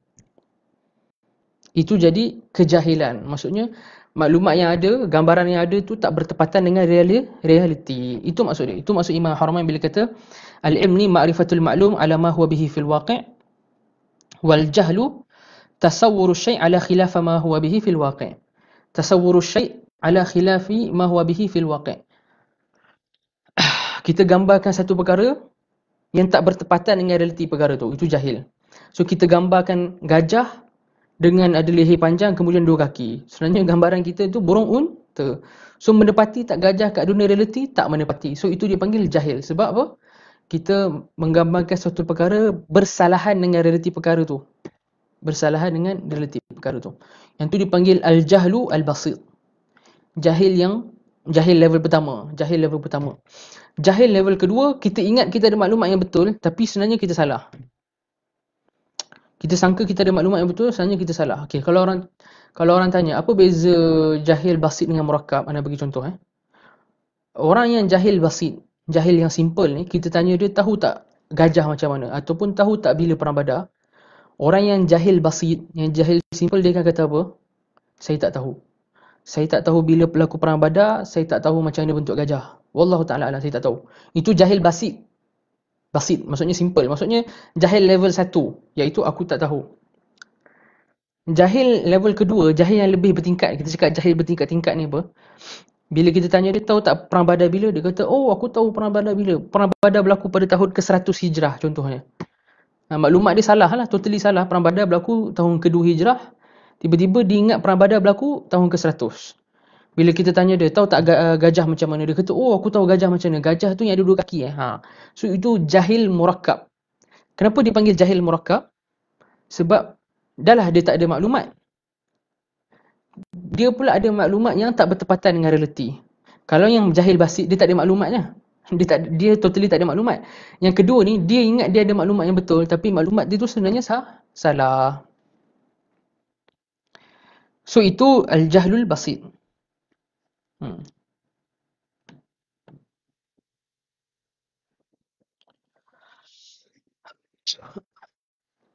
Kemudian Imam Al-Haramain masuk kepada mentakrifkan ilmu daruri dengan nazari. Okey. Kata Imam Al-Haramain, wal ilmu ad-daruri ma la yaqa'u an nazarin wa istidlal kal ilmi al-waqi'i bi ihda al-hawasil khams wa hiya as-sam'u wal basaru wash-shamm wal lamsu wal dhawqu aw bit tawatur. Okey. Wa amma al-ilmu al-muktasab fa huwa ma yaqa'u an nazarin wa istidlal. والنظر هو الفكر في حال المنظور فيه والاستدلال طلب الدليل والدليل هو المرشد إلى المطلوب. Kita cuba habiskan dekat al-ilm al-muktasab. Okey. Ana sebenarnya nak hurai lagi banyak lagi waraqat ni tapi dah pukul 10. Sebab lepas ni nak masuk ajrumiyah lagi kan. Tak apa. Kita cuba habiskan sampai al-ilm al-muktasab. Sekarang ni ulama usul fiqh membahagikan ilmu tadi. Jadi ilmu tadi apa? Kalau ulang balik, kalau antum tengok kat matan tadi, ilmu tadi apa? Ilmu adalah ma'rifatul ma'lum ala ma huwa bihi fil waqi'. Mengetahui satu perkara bersesuaian dengan realiti dia lah. Bersesuaian dengan perkara tu dan ala realiti dia. Kita mengetahui gajah sesuai dengan realiti gajah. Itu ilmu. Ilmu ni terbahagi kepada 2 jenis. Al-ilmu ad-daruri, okay? Ilmu terbahagi kepada 2. Pertama, ilmu daruri. Kedua, ilmu an-nazari atau ilmu al-muktasab. Ilmu al-daruri dengan kedua an-nazari atau muktasab. Al-ilm al-muktasab, nama lain dia apa? Al-ilm al-nazari. So boleh ambil perhatian. Kita ada satu al-ilm al-daruri, satu lagi al-ilm al-muktasab atau nazari. Al-ilm al-daruri adalah maklumat yang kita dapat, yang kita tahu, yang kita dapat bukan dengan cara pemikiran yang panjang, bukan dengan cara kita kena kaji. Dengan bahasa mudah dia, maklumat yang kita dapat tanpa perlu mengkaji. So itu ilmu al-daruri. Ilmu al-nazari atau ilmu al-muktasab, maklumat yang kita dapat dengan cara kena kaji, dengan cara kena fikir secara mendalam. Bila kita kena fikir secara mendalam, bila kita kena kaji banyak-banyak, itu jadi ilmu an-nazari. Kalau kita tak perlu kaji, tak perlu fikir secara mendalam, jadi ilmu apa? Ad-daruri. Okey, faham Ana harap siapa yang follow ni fahamlah. Ana harap hadirin hadirat, bukan hadirin hadirat tak ada kat depan mata pun. Ana harap siapa yang tengah tonton live ni rahimakumullah boleh faham. Sebab tu kata Imam Al-Akhdari dalam nazam beliau dalam ilmu mantiq, beliau kata wad-daruriyyu ma la wan-nadhariyyu mahtaja lit-ta'ammuli wa aksuhu huwa ad-daruriyyul jali. Okay. Wan-nadhariyyu mahtaja lit-ta'ammuli wa aksuhu huwa ad-daruriyyul jali. Ini dalam nazam Sulamul Munawwar oleh Imam Al-Akhdari. So kata Imam Al-Akhdari, benda yang nazari ni, ilmu yang muktasab atau nazari ni, mahtaja lit-ta'ammul, apa yang berhajatkan kepada kajian dan penelitian. Wa aksuhu, lawan dia, lawan kepada ilmu nazari ni apa? Huwa daruriyul dali. So dia adalah ilmu yang daruri, yang jelas, yang tidak berhajatkan kepada kajian dan tidak berhajatkan kepada penelitian. Apa contoh ilmu daruri? Contoh ilmu daruri adalah ilmu yang kita dapat dengan panca indera. Katakanlah sekarang ada phone dekat tangan Ana. Kalau phone Ana ni panas, phone Ana panas, Ana pegang je, Ana rasa panas, betul tak? Ada tak, boleh ke jadi, okay, phone ni tengah panas ni, panas sangat, tiba-tiba Ana pegang, Ana fikir dengan Ana kaji lo, Ana teliti dengan Ana fikir lo. Panas ke? Okey, panas kot. Macam tu. Tak ada kan? Bila kita panas ni, kita rasa, kita tahu benda tu panas dengan cukup kita rasa. Tak perlu kita nak kena kaji dengan teliti. Tak perlu kita buat eksperimen. Oh, panas ke tidak? Kita pegang cerek, kita tahu cerek tu panas. Kita pegang ais, kita tahu ais tu sejuk. Perlu tak kita buat kajian dengan kita nak teliti benda tu? Tak. Sama juga dengan bau. Apa yang kita bau, kita tahu benda wangi. Kita perlu tak kajian? Tak. Orang buka minyak wangi kat depan kita, kita bau, oh wangi. Wangi, kita tahu benda tu wangi, maklumat kita tahu benda tu wangi, serta-merta, tak perlu kaji pun. So itu dipanggil ilmu daruri. Sama juga ilmu daruri ni, macam Imam Haramain kata,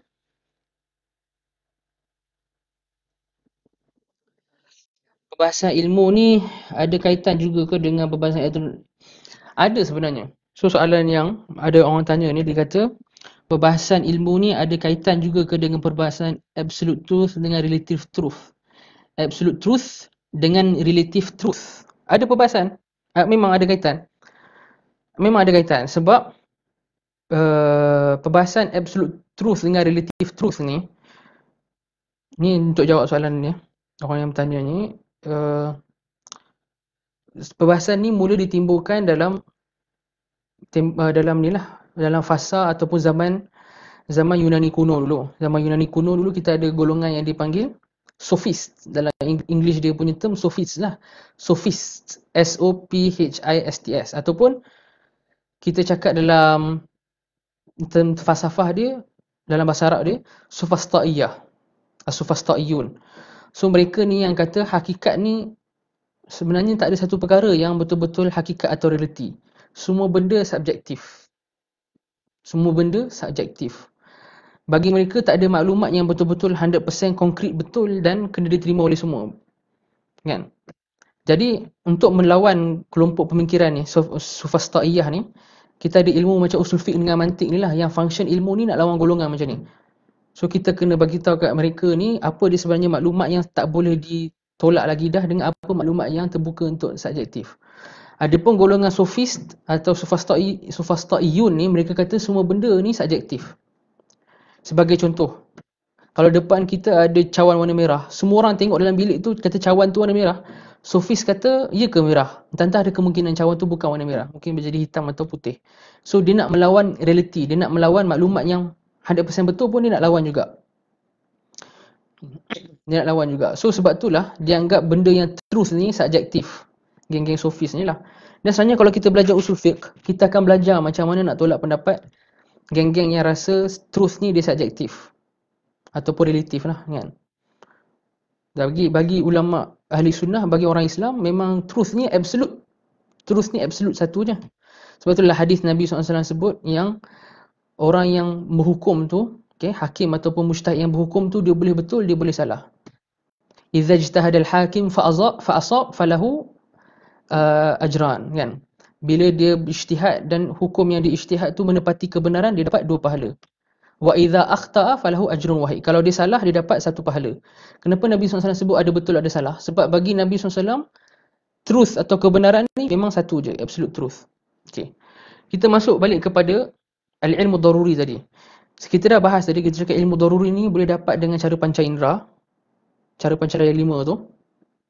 Kedua, kita boleh tahu ilmu ni maklumat yang daruri, yang 100% betul, yang kita tak boleh tolak lagi, dengan cara mutawatir. Sebagai contoh, kita tanya dekat semua orang Malaysia, kita tanya dekat siapa-siapa je orang yang kita jumpa, negara Indonesia wujud tak? Semua akan cakap ya.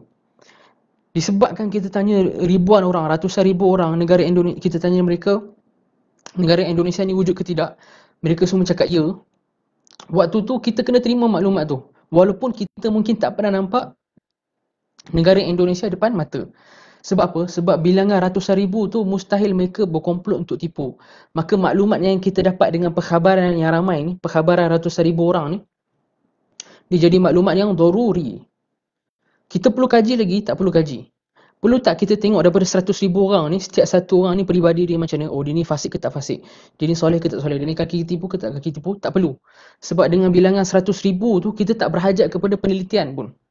Sebab tu dia jadi ilmu yang daruri. Sebab tu hadis mutawatir dia jadi daruri.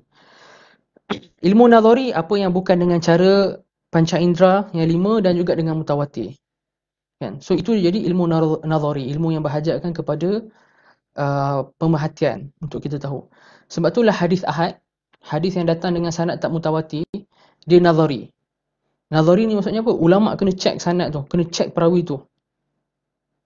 Kena check biodata perawi tu, kena check seorang-seorang tu, apa dia punya status dia kan. Baru kita boleh tahu. Baru kita boleh tahu hadis tu sahih ke tidak. So nak tahu hadis tu sahih ke tidak, yang hadis ahad ni, itu ilmu daruri ke muktasab? Itu jawapan dia ilmu muktasab. Sebab apa? Ulama kena kaji. Dia berhajatkan kepada an-nazar wastidlal. Kena buka biografi perawi ni, kena tengok dia ni belajar dengan siapa, tahun dia lahir bila, wafat bila, apa semua. Hadis mutawatir perlu tak kaji? Tak perlu. Sebab apa? Sebab ramai sangat orang riwayatkan. So, hadis mutawatir dia geng-geng ilmu daruri. Hadis ahad dia geng-geng ilmu al-muktasab atau nazari. Kalau orang yang tak ada asas hadis, dia akan tanya hadis ahad ni apa? Hadis ahad ni hadis yang datang dengan sanad yang sikit, yang tak sampai tahap mutawatir. 1-2 sanad. 1-2-3 sanad. Sikit je. Jadi, itu untuk al-waraqat. Itu untuk al-waraqat. Wallahu ta'ala alam. Itu untuk mata al-waraqat.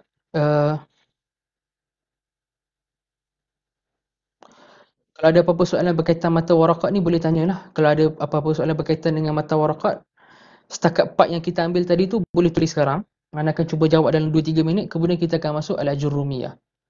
Okay, kalau siapa-siapa ada soalan, dia boleh tulis sekarang. InsyaAllah Ana akan cuba jawab dalam 2-3 minit. Kemudian kita akan masuk al-ajurrumiyah.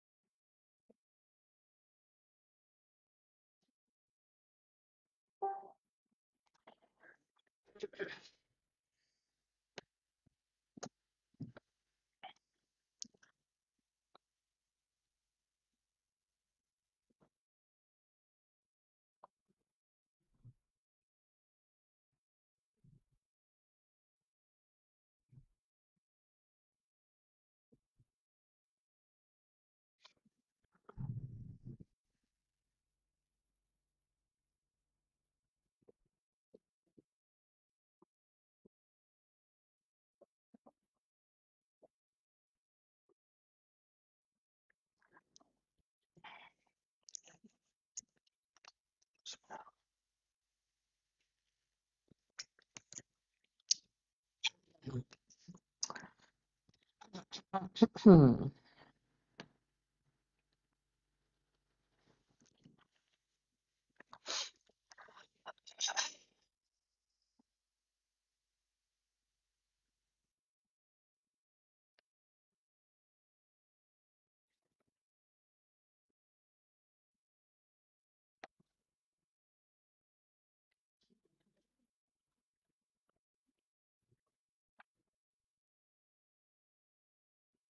Okey.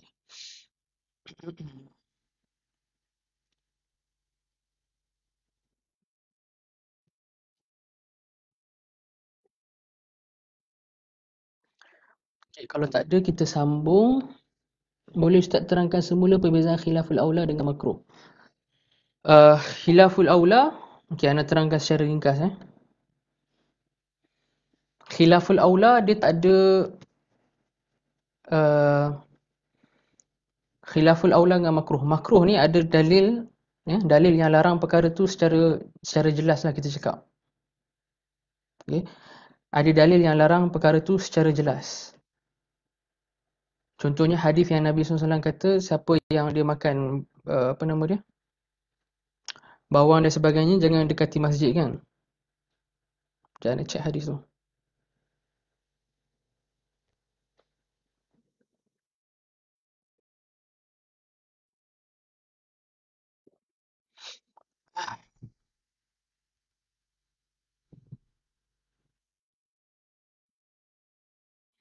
Contohnya dalam hadis ni, hadis riwayat Muslim, Nabi SAW bersabda, man akala min hadhihi al-thawm, min hadhihi al-baqlah ataupun al-thawm, ataupun man akala al-basal wal-thawm fala yaqrabanna masjidana, fala yaqrabanna masjidana.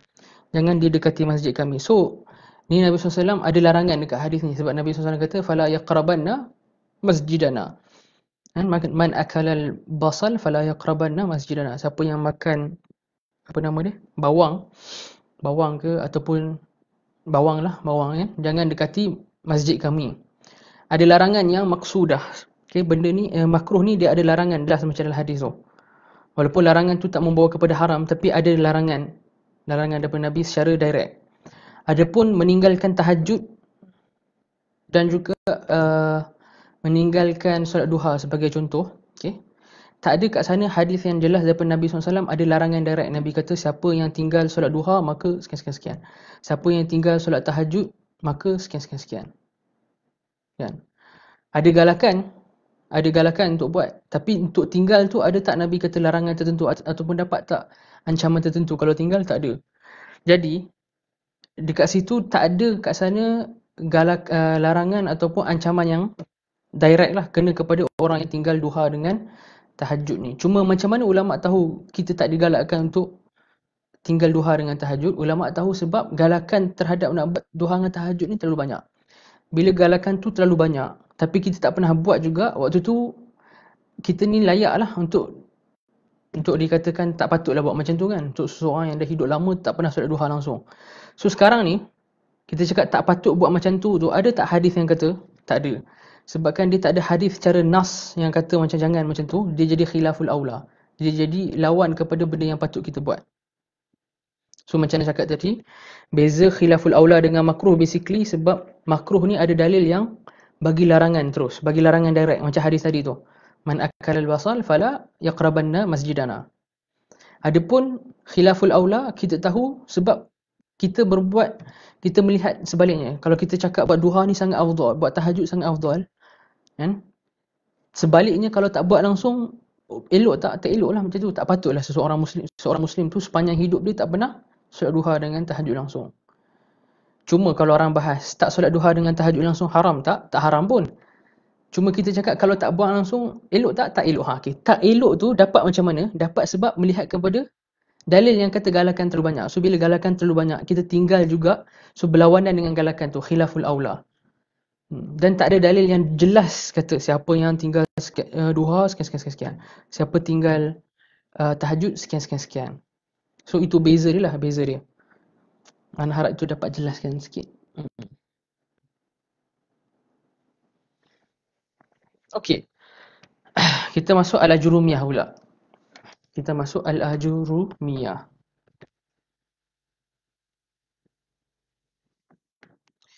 Al-ajurumiyah kita dekat babul i'rab awal lagi. Okey. Kata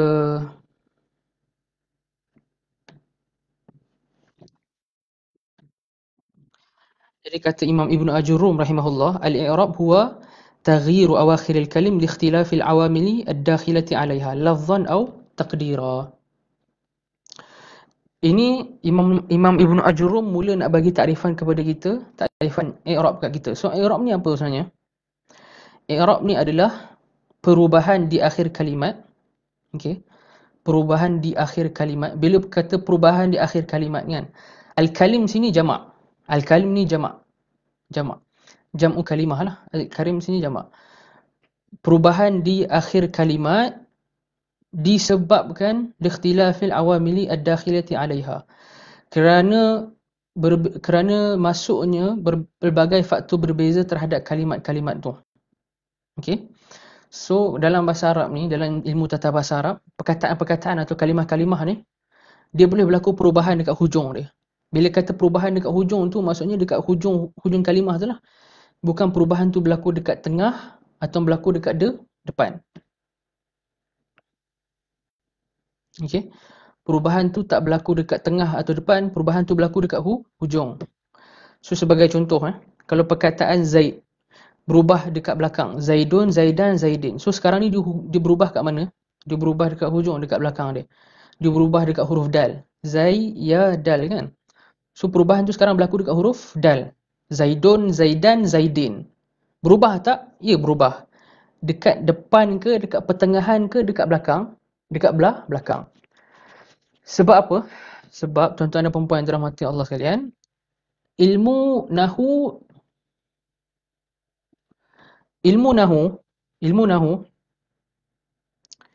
dia tak bahas tentang perubahan dekat tengah ataupun depan. Yang tu ilmu saraf. Ilmu saraf bahas dekat perubahan dekat tengah dan depan. Daripada perkataan zahaba kita nak buat jadi fa'il. Kita cakap wazan dia fa'il lah. Zahib. Daripada zahaba kita nak buat jadi fi'il mudhari'. Kita cakap dia jadi bentuk yazhab. Perubahan-perubahan ni kat mana? Dekat depan. Yazhab tambah ya kat depan. Ya, zahib tambah alif dekat tengah. So bila dia tambah dekat tengah atau tambah kat depan, bila perubahan tu berlaku dekat tengah atau depan, itu ilmu apa? Itu ilmu saraf. Itu bukan skop perbincangan kita. Skop perbincangan ilmu nahu dekat mana? taghyir awakhiril kalim. So skop perbincangan ilmu nahwu dekat hujung kalimat. Liikhtilaf al-awamil ad-dakhilati 'alaiha. Kerana amil atau faktor yang berbeza masuk kepada dia. Apa maksud awamil ni? Awamil atau amil ni adalah, dalam bahasa Arab adalah faktor kalimah yang menjadi faktor kepada berubahnya baris. Dalam bahasa Arab, kita ada 100 faktor. 100 faktor yang membuatkan satu kalimah tu berubah baris. Faktor ni dipanggil awamil. Sebagai contoh, bila kita cakap huruful jar ni membuatkan isim lepas dia jadi baris bawah, isim lepas dia jadi isim majrur kan. Kalau contoh anda cakap makathtu fil masjidi, saya duduk sebentar di masjid. Saya duduk di masjid. Makathtu fi al-masjidi. Fi harfu jar kan. Dia membuatkan isim selepas dia jadi baris bawah. Jadi al-masjidu ke jidah ke jidi, jadi al-masjidi. So disebabkan ada fi ni bagi kesan dekat al-masjid selepas dia jadi baris bawah. Fi ni yang bagi kesan ni, fi ni dinamakan amil. Yang plural dia awamil. Plural dia awamil. Amil dalam bahasa Arab ada 100. Dia 100 dikumpul oleh Imam Al-Jurjani dalam Awamul Mi'ah lah. So, perubahan yang berlaku dekat akhir kalimat ni, kenapa jadi Zaidun, kenapa jadi Zaidan, kenapa jadi Zaidin, kenapa jadi Al-Masjidah, kenapa jadi Al-Masjidu, kenapa jadi Al-Masjidi, kenapa berubah? Sebab datang amil tadi, sebab datang 100 awamil tu tadi. So sebab tu dia berubah. So perubahan ni berlaku lafzan ataupun perubahan ni berlaku secara takdiran. So apa maksud perubahan secara lafzan atau perubahan secara takdiran? Maksud perubahan secara lafzan adalah perubahan tu kita boleh nampak depan mata kita. So kalau anda cakap ja'a Zaidun, kemudian ra'aitu Zaidan, kemudian marartu bi Zaidin, kan? Perubahan tu kita boleh nampak, Kalau kita tulis, kita akan tulis dhammatan, kemudian fathatan, kemudian kasratan kan? Tanwin lah. Zaidan, Zaidun, Zaidin kan? Boleh nampak tak perbezaan dia? Boleh. Itu dipanggil lafzan. Lafzan ni perubahan yang kita boleh nampak. Tapi kalau anda cakap ja'a Musa. Musa dalam bahasa Arab ija macam mana? Mim, waw, sin, alif maksurah. Alif maksurah ni apa? Ya tidak bertitik.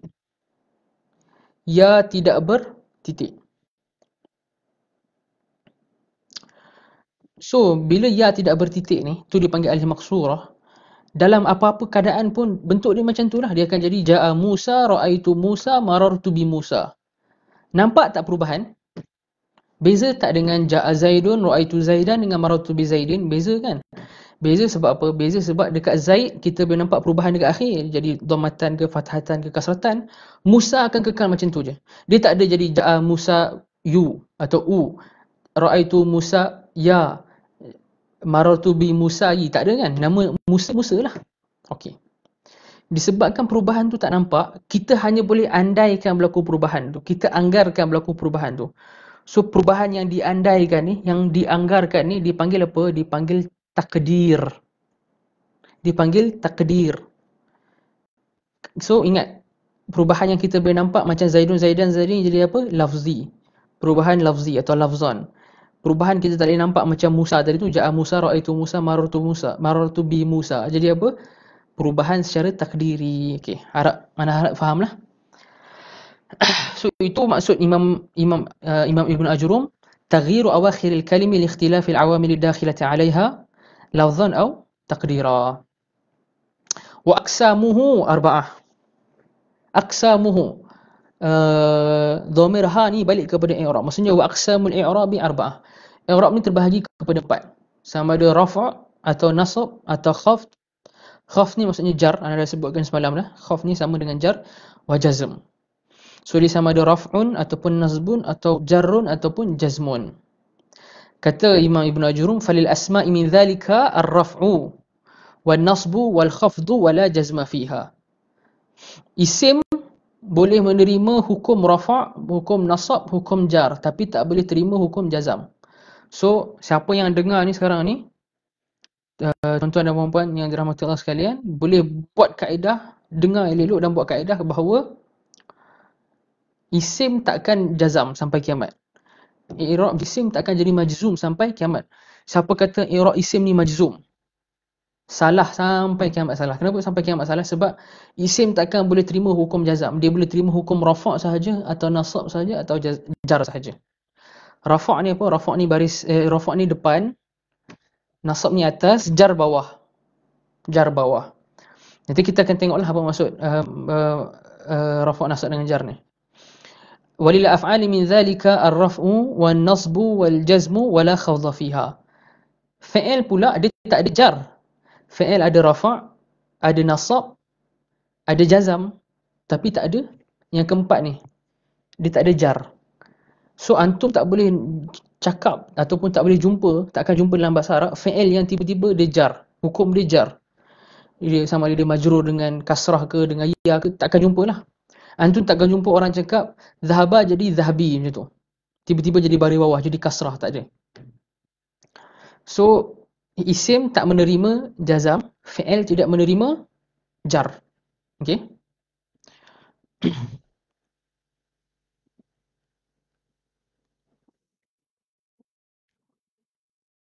Kan? Sebab tu Imam Ibn Malik kata dalam Alfiyah beliau, walismu qad khussisa bil jarri kama qad khussisa al fi'lu bi an yanjazima.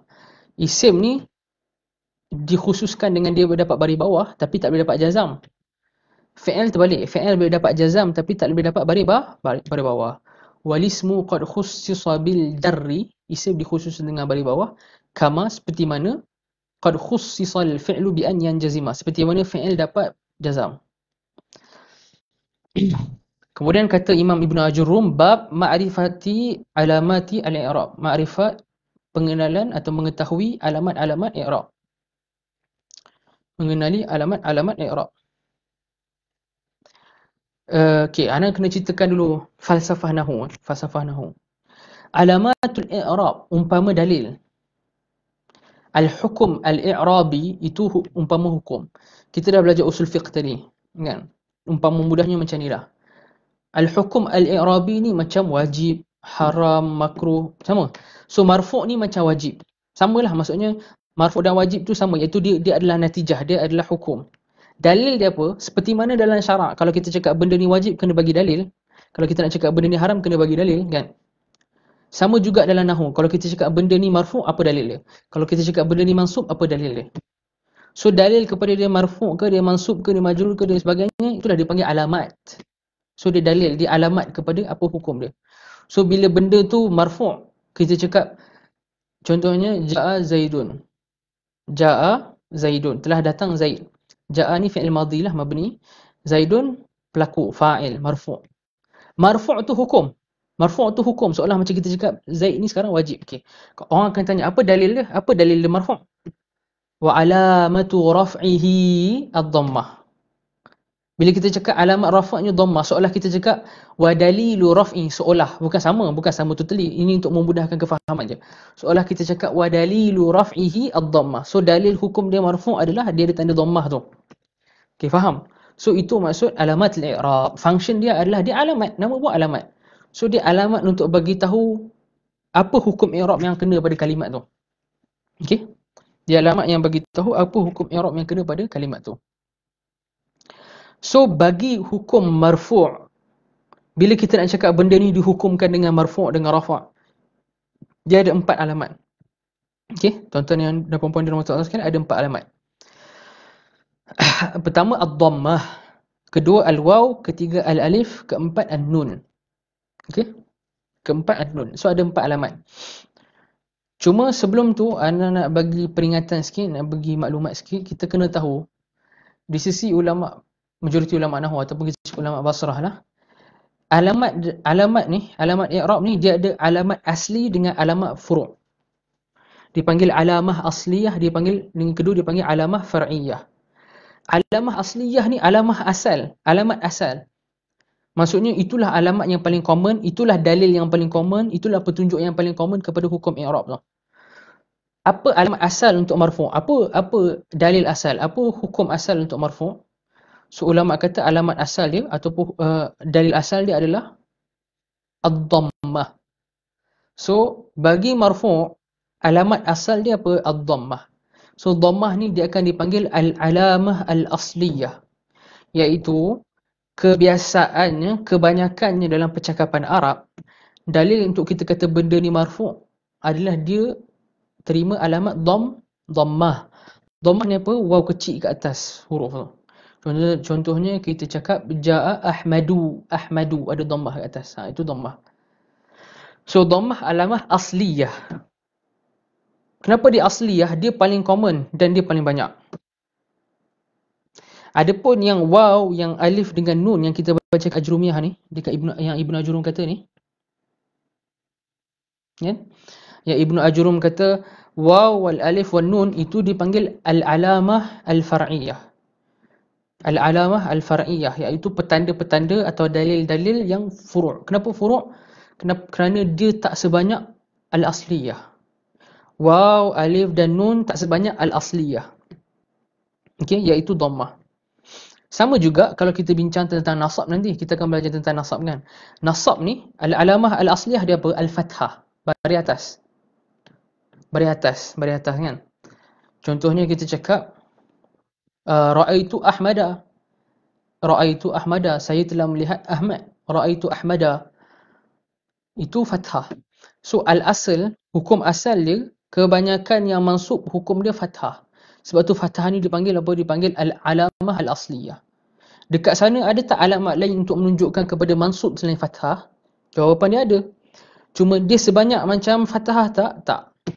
Bila dia tak sebanyak macam fathah, yang alamat-alamat lain, yang 5 lain ni, nama dia apa? Dipanggil al-alamat al-far'iyah. Alamah yang far'i lah, furu'. Dia bukan alamat asal. Sama dengan jar. Bila kita hukum benda tu sebagai majrur, apa alamat asal, apa alamat yang paling common dan asal untuk kata benda tu majrur?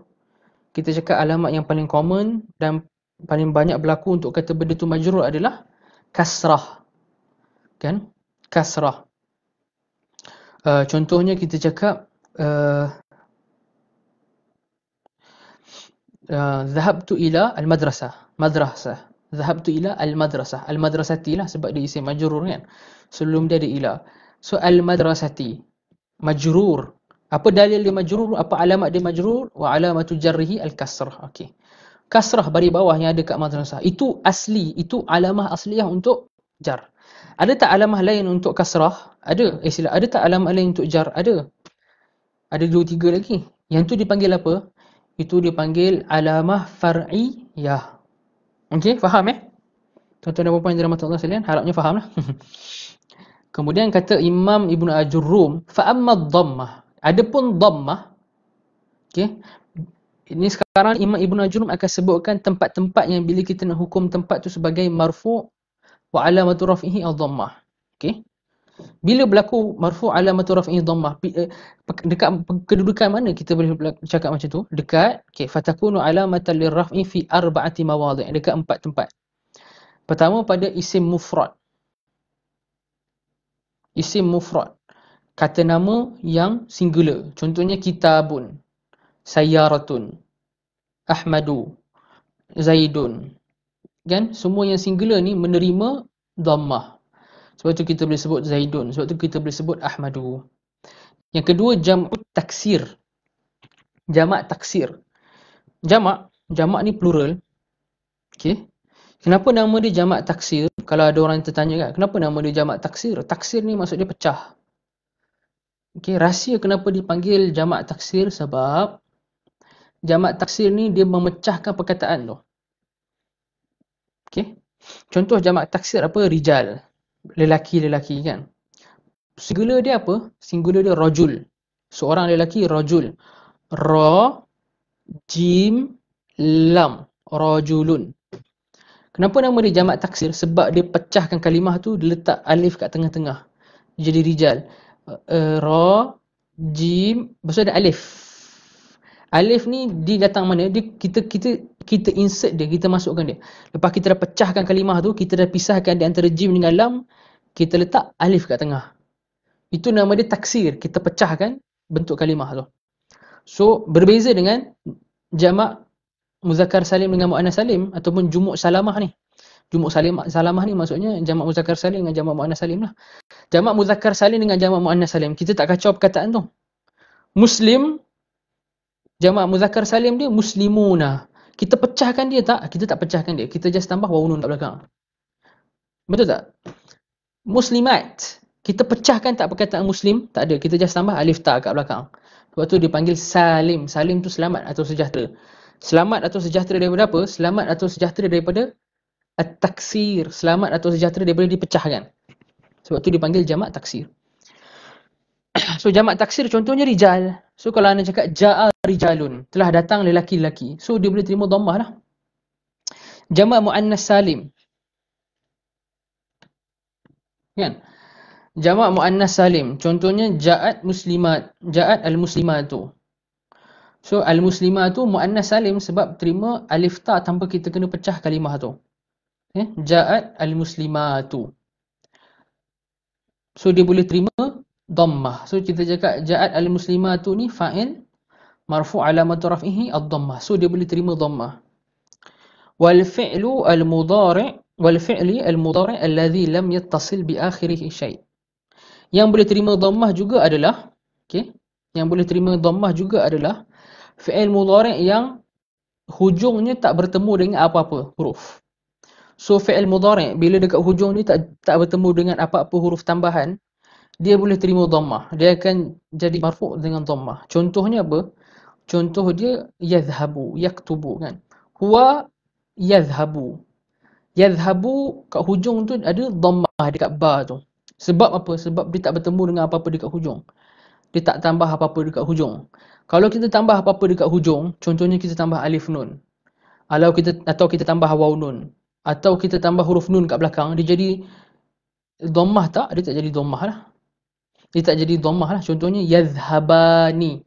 Kita tambah alif nun ataupun yadhhabuna, dia tak jadi dhammah sebab kita tambah benda lain. So bila kita cakap lam yattasil bi akhirih syai' tu, maksudnya tak bertemu apa-apa kat hujung dia. Contohnya apa? Huwa yadhhabu, tak bertemu apa-apa kat hujung dia. Ana adhhabu. Nahnu nadhhabu. Okey. Hiya tadhhabu kan. Itu semua tak bertemu apa-apa dekat hujung dia. Itu maksud allazi lam yattasil bi akhiri syai'. Maksudnya tak bertemu dekat hujung fi'il mudhari' itu apa-apa perkara. Apa-apa huruf. So empat tempat ni isim mufrad, jamak taksir, jamak muannas salim dengan al-fi'lul mudhari' allazi lam yattasil bi akhiri syai'. Mereka ni boleh terima alamat dhammah tak bila jadi marfu'? Jawapan dia ya. Mereka boleh terima alamat dhammah. Okey. Kedua adalah alamat waw untuk marfu'. Bila kita nak cakap satu perkara ni, hukum dia marfu' dan alamat dia kepada marfu' itu adalah waw. Kan kita cakap marfu' wa alamatu raf'ihi al-waw. Marfu' wa alamatu raf'ihi al-waw. Kata Imam Ibn Ajurrum, fatakunu alamatan lirraf'i fi mawdi'ain, berlaku pada dua tempat. Kita nak cakap marfu' alamatu raf'ihi al-waw ni berlaku pada dua tempat. Fi jam'il muzakkar salim, pertama dekat jamak muzakkar salim, kedua dekat al-asma' al-khamsah. Al-asma' al-khamsah ni apa? Apa isim yang lima? Apa kata nama yang lima ni? Al-asma' al-khamsah merujuk kepada abuka, akhuka, hamuka, fuka dan zumal. Ni dipanggil al-asma' al-khamsah. Abuka ayah kamu, akhuka abang kamu, hamuka kerabat kamu ataupun kerabat isteri kamu, dia boleh pakai dua-dua. Fuka mulut kamu, zumalin dia pemilik harta. Lima kata nama ni, fu, zu, abu, akhu, hamu, ini dipanggil al-asma' al-khamsah. Okey. Al-asma' al-khamsah dan jamak muzakkar salim, kalau dia menerima hukum marfu', apa alamat dia? Dia punya alamat dia waw. Alamat dia huruf waw. Dan anda dah sebut tadi jamak muzakkar salim. Kenapa nama dia salim? Sebab kita tak kacau kalimah tu. Contohnya muslim, kita tak perlu pecahkan, kita just tambah waw nun dekat belakang. So jamak, bila kita cakap jamak salim, maksudnya dia berlawanan dengan jamak taksir. So jamak taksir kena pecahkan kalimah. Jamak salim tak payah pecahkan kalimah, kita just tambah waw nun je. So kalau kita cakap Shalla al-muslimuna, orang-orang Islam bersolat kan? Orang-orang Islam telah melakukan solat. Salla al-muslimuna. So al-muslimuna fa'il, pelaku, marfu'. Okay, fa'il hukum dia marfu' kita akan belajar nanti. Apa alamat dia marfu'? Apa dalil dia marfu'? Wa alamatu raf'ihi al-waw. Bukan dhammah. Sebab dhammah tadi Ibn Ajurum dah kata tadi dekat 4 tempat je dhammah. Tapi alamat dia apa? Waw, sebab dia jamak muzakkar salim. Sama dengan asma' khamsah. Contohnya kita cakap ini ayah kamu, ini abang kamu. Kita cakap hadza abuka.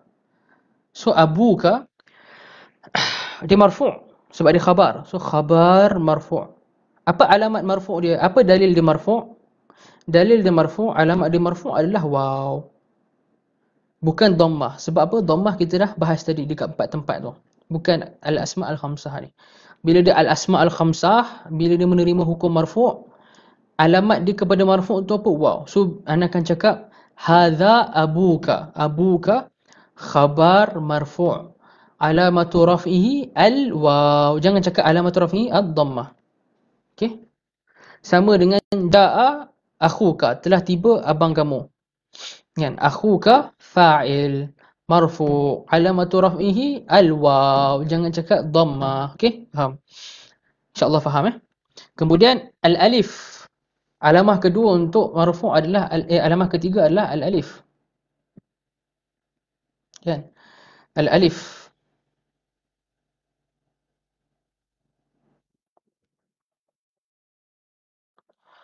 Fatakunu alamatan lirraf'i fi tathniyatil asma'i khassatan. Dia hanya jadi alamat rafa' untuk isim yang musanna sahaja. Isim yang musanna. Musanna ni apa? Musanna ni dua, menunjukkan kepada dua. Okey. Kalau satu buku kita cakap kitabun, kalau dua buku kita tambah alif nun jadi kitabani. Kita tambah alif nun. So ini musanna lah. Kitab ni kata nama ke kata kerja? Kitab kata nama. Kitabun. Bila kita tambah alif nun dia akan jadi kitabani. So kalau ana nak bila kita cakap kitabani dalam posisi marfu', dia menerima hukum marfu'. Apa alamat dia marfu'? Alamat dia marfu' macam Ibn Ajurum kata wa amma apa dia kata al-alif. Al-alif. So kitabani kalau kita letakkan dia dalam ayat kan? Kita cakap hadzani kitabani. Ini dua buku. Hadzani kitabani. Kitabani khabar marfu'. Alamatu raf'ihi al-alif. Jangan cakap alamatu raf'ihi ad-dhammah. Sebab ad-dhammah tadi kita dah bahas awal-awal dia berlaku kat 4 tempat tu. Al-ismul mufrad, jamak taksir, jamak muannas salim tu kan. Kita cakap alamatu raf'ihi al-alif. So hadzani kitabani. Kitabani ni apa? Musanna isim. Dia isim dan dia musanna. Bila dia musanna isim, kalau dia marfu', alamat marfu' dia apa? Al-alif. Kita jangan cakap alamat marfu' dia dhammah, jangan cakap alamat marfu' dia waw. Macam jamak muzakkar salim dengan asma' khamsah tadi. So kalau hadzani kitabani kita cakap apa? Khabar marfu' alamatu rafihi al-alif.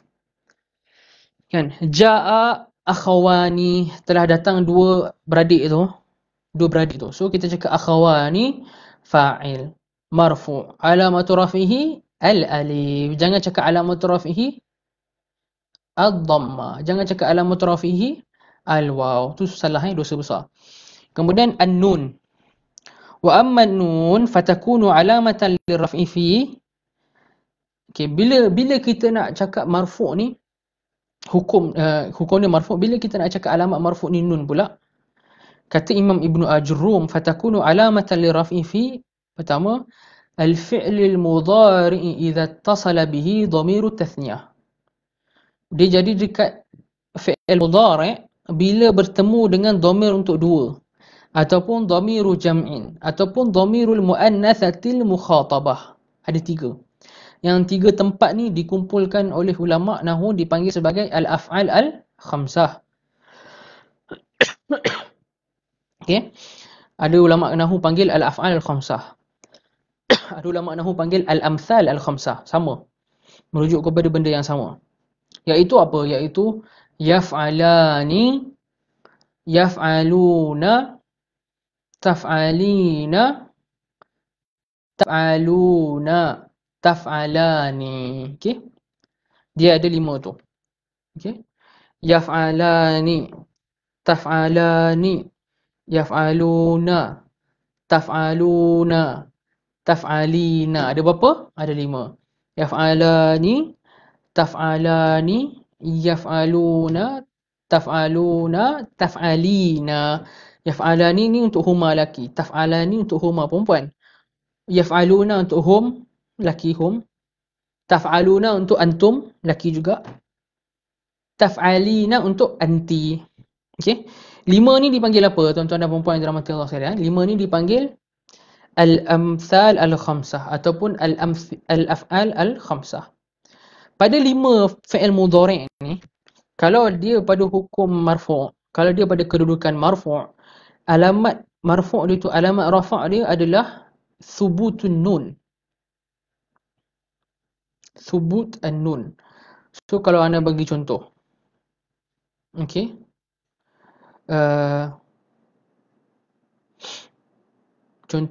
Contohnya al-muslimani yadhhabani ila al-masjid. Al-muslimani yadhhabani ila al-masjid. 2 orang muslim sedang pergi ke masjid. Yadhhabani sedang pergi ke masjid. Yadhhabani ni geng-geng af'al khamsah tak? Dia geng-geng af'al khamsah, iaitu untuk huma lah. So apa i'rab dia? Kita cakap yaf'alani fi'lun mudhari'un marfu'un alamatu raf'ihi thubut an-nun. Fi'il mudhari' alamat marfu'nya dia tu kekalnya huruf nun dekat belakang. Thubut an-nun maksud dia kekalnya huruf nun dekat belakang. Jangan cakap yaf'alani ni fi'lun mudhari'un marfu' bid-dhammah. Salah lah. Dia bukan dhammah. Fi'lun mudhari'un marfu' alamatu raf'ihi al-waw. Bukan waw. Fi'lun mudhari'un marfu' alamatu raf'ihi al-alif. Bukan alif, sebab alif tadi Imam Ibn Ajurrum kata marfu' untuk mustanna isim sahaja. Isim. So sekarang ni yaf'alani yadhhabani isim tak? Bukan isim kan? So dia kata kerja. So bila dia kata kerja, kita cakap yadhhabani marfu' alamatu raf'ihi apa? Thubut an-nun. Kalau kita cakap al-muslimuna yusalluna fil masjid. Orang-orang Islam sedang melakukan solat di masjid. Yusalluna untuk hum. Yusalluna fi'lun mudhari'un marfu' alamatu raf'ihi thubut an-nun. Ada orang akan pening. Tadi kata jamak muzakkar salim alamatu raf'ihi dia waw. Kan macam mana cakap tadi ja'al muslimun al-muslimun fa'il marfu' alamatu raf'ihi al-waw. Kenapa dekat yusalluna ni kita cakap marfu' alamatu raf'ihi thubutun nun pula? Kenapa tak al-waw je? Jawapan dia sebab alamatu raf'ihi al-waw itu dekat jamak muzakkar salim. Jamak muzakkar salim ni adalah isim. Adalah kata nama. Yusalluna sedang melakukan solat. Kata nama ke kata kerja? Kata kerja kan? So bila kata kerja kita cakap marfu' alamatu raf'ihi thubut an-nun. Ataupun dhamirul muannatsatil mukhatabah untuk perempuan lah bila kita cakap anti kan. Anti tatakallamina. Kamu sedang bercakap. Kamu perempuan sedang bercakap.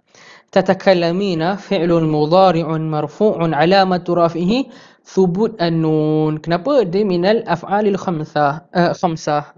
Ataupun kita boleh cakap minal amthilah al-khamsah.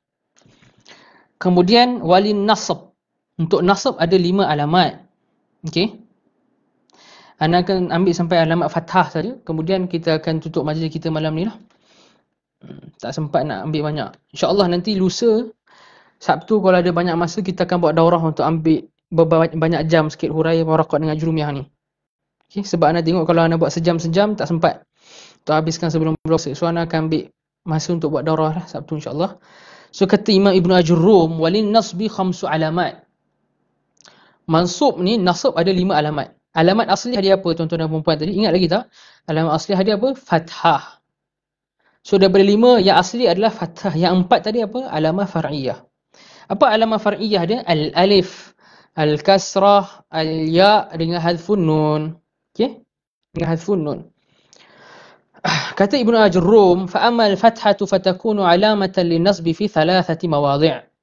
Adapun kita cakap mansub wa alamatu nasbihi al-fathah, maksudnya alamat asliyah, dia berlaku dekat berapa tempat? Dia berlaku dekat 3 tempat. Fi thalathati mawadhi', pada 3 tempat, pada 3 keadaan, 3 posisi.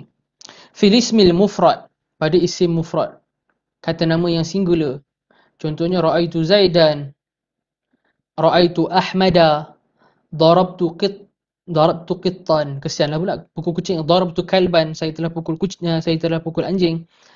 So kalban isim mufrad, ya? Kata nama untuk rujuk satu je. Kemudian jam'ut taksir kita dah bahas tadi. So jam'ut taksir contohnya ra'aitu asjaran, saya telah melihat pokok-pokok. Asjaran jamak taksir sebab asalnya syajarah. Syajar lah. Syajaratun satu pokok kan. Asjar kita dah potong perkataan tu. Kita letak alif. Dia jim dengan ra. Asjar.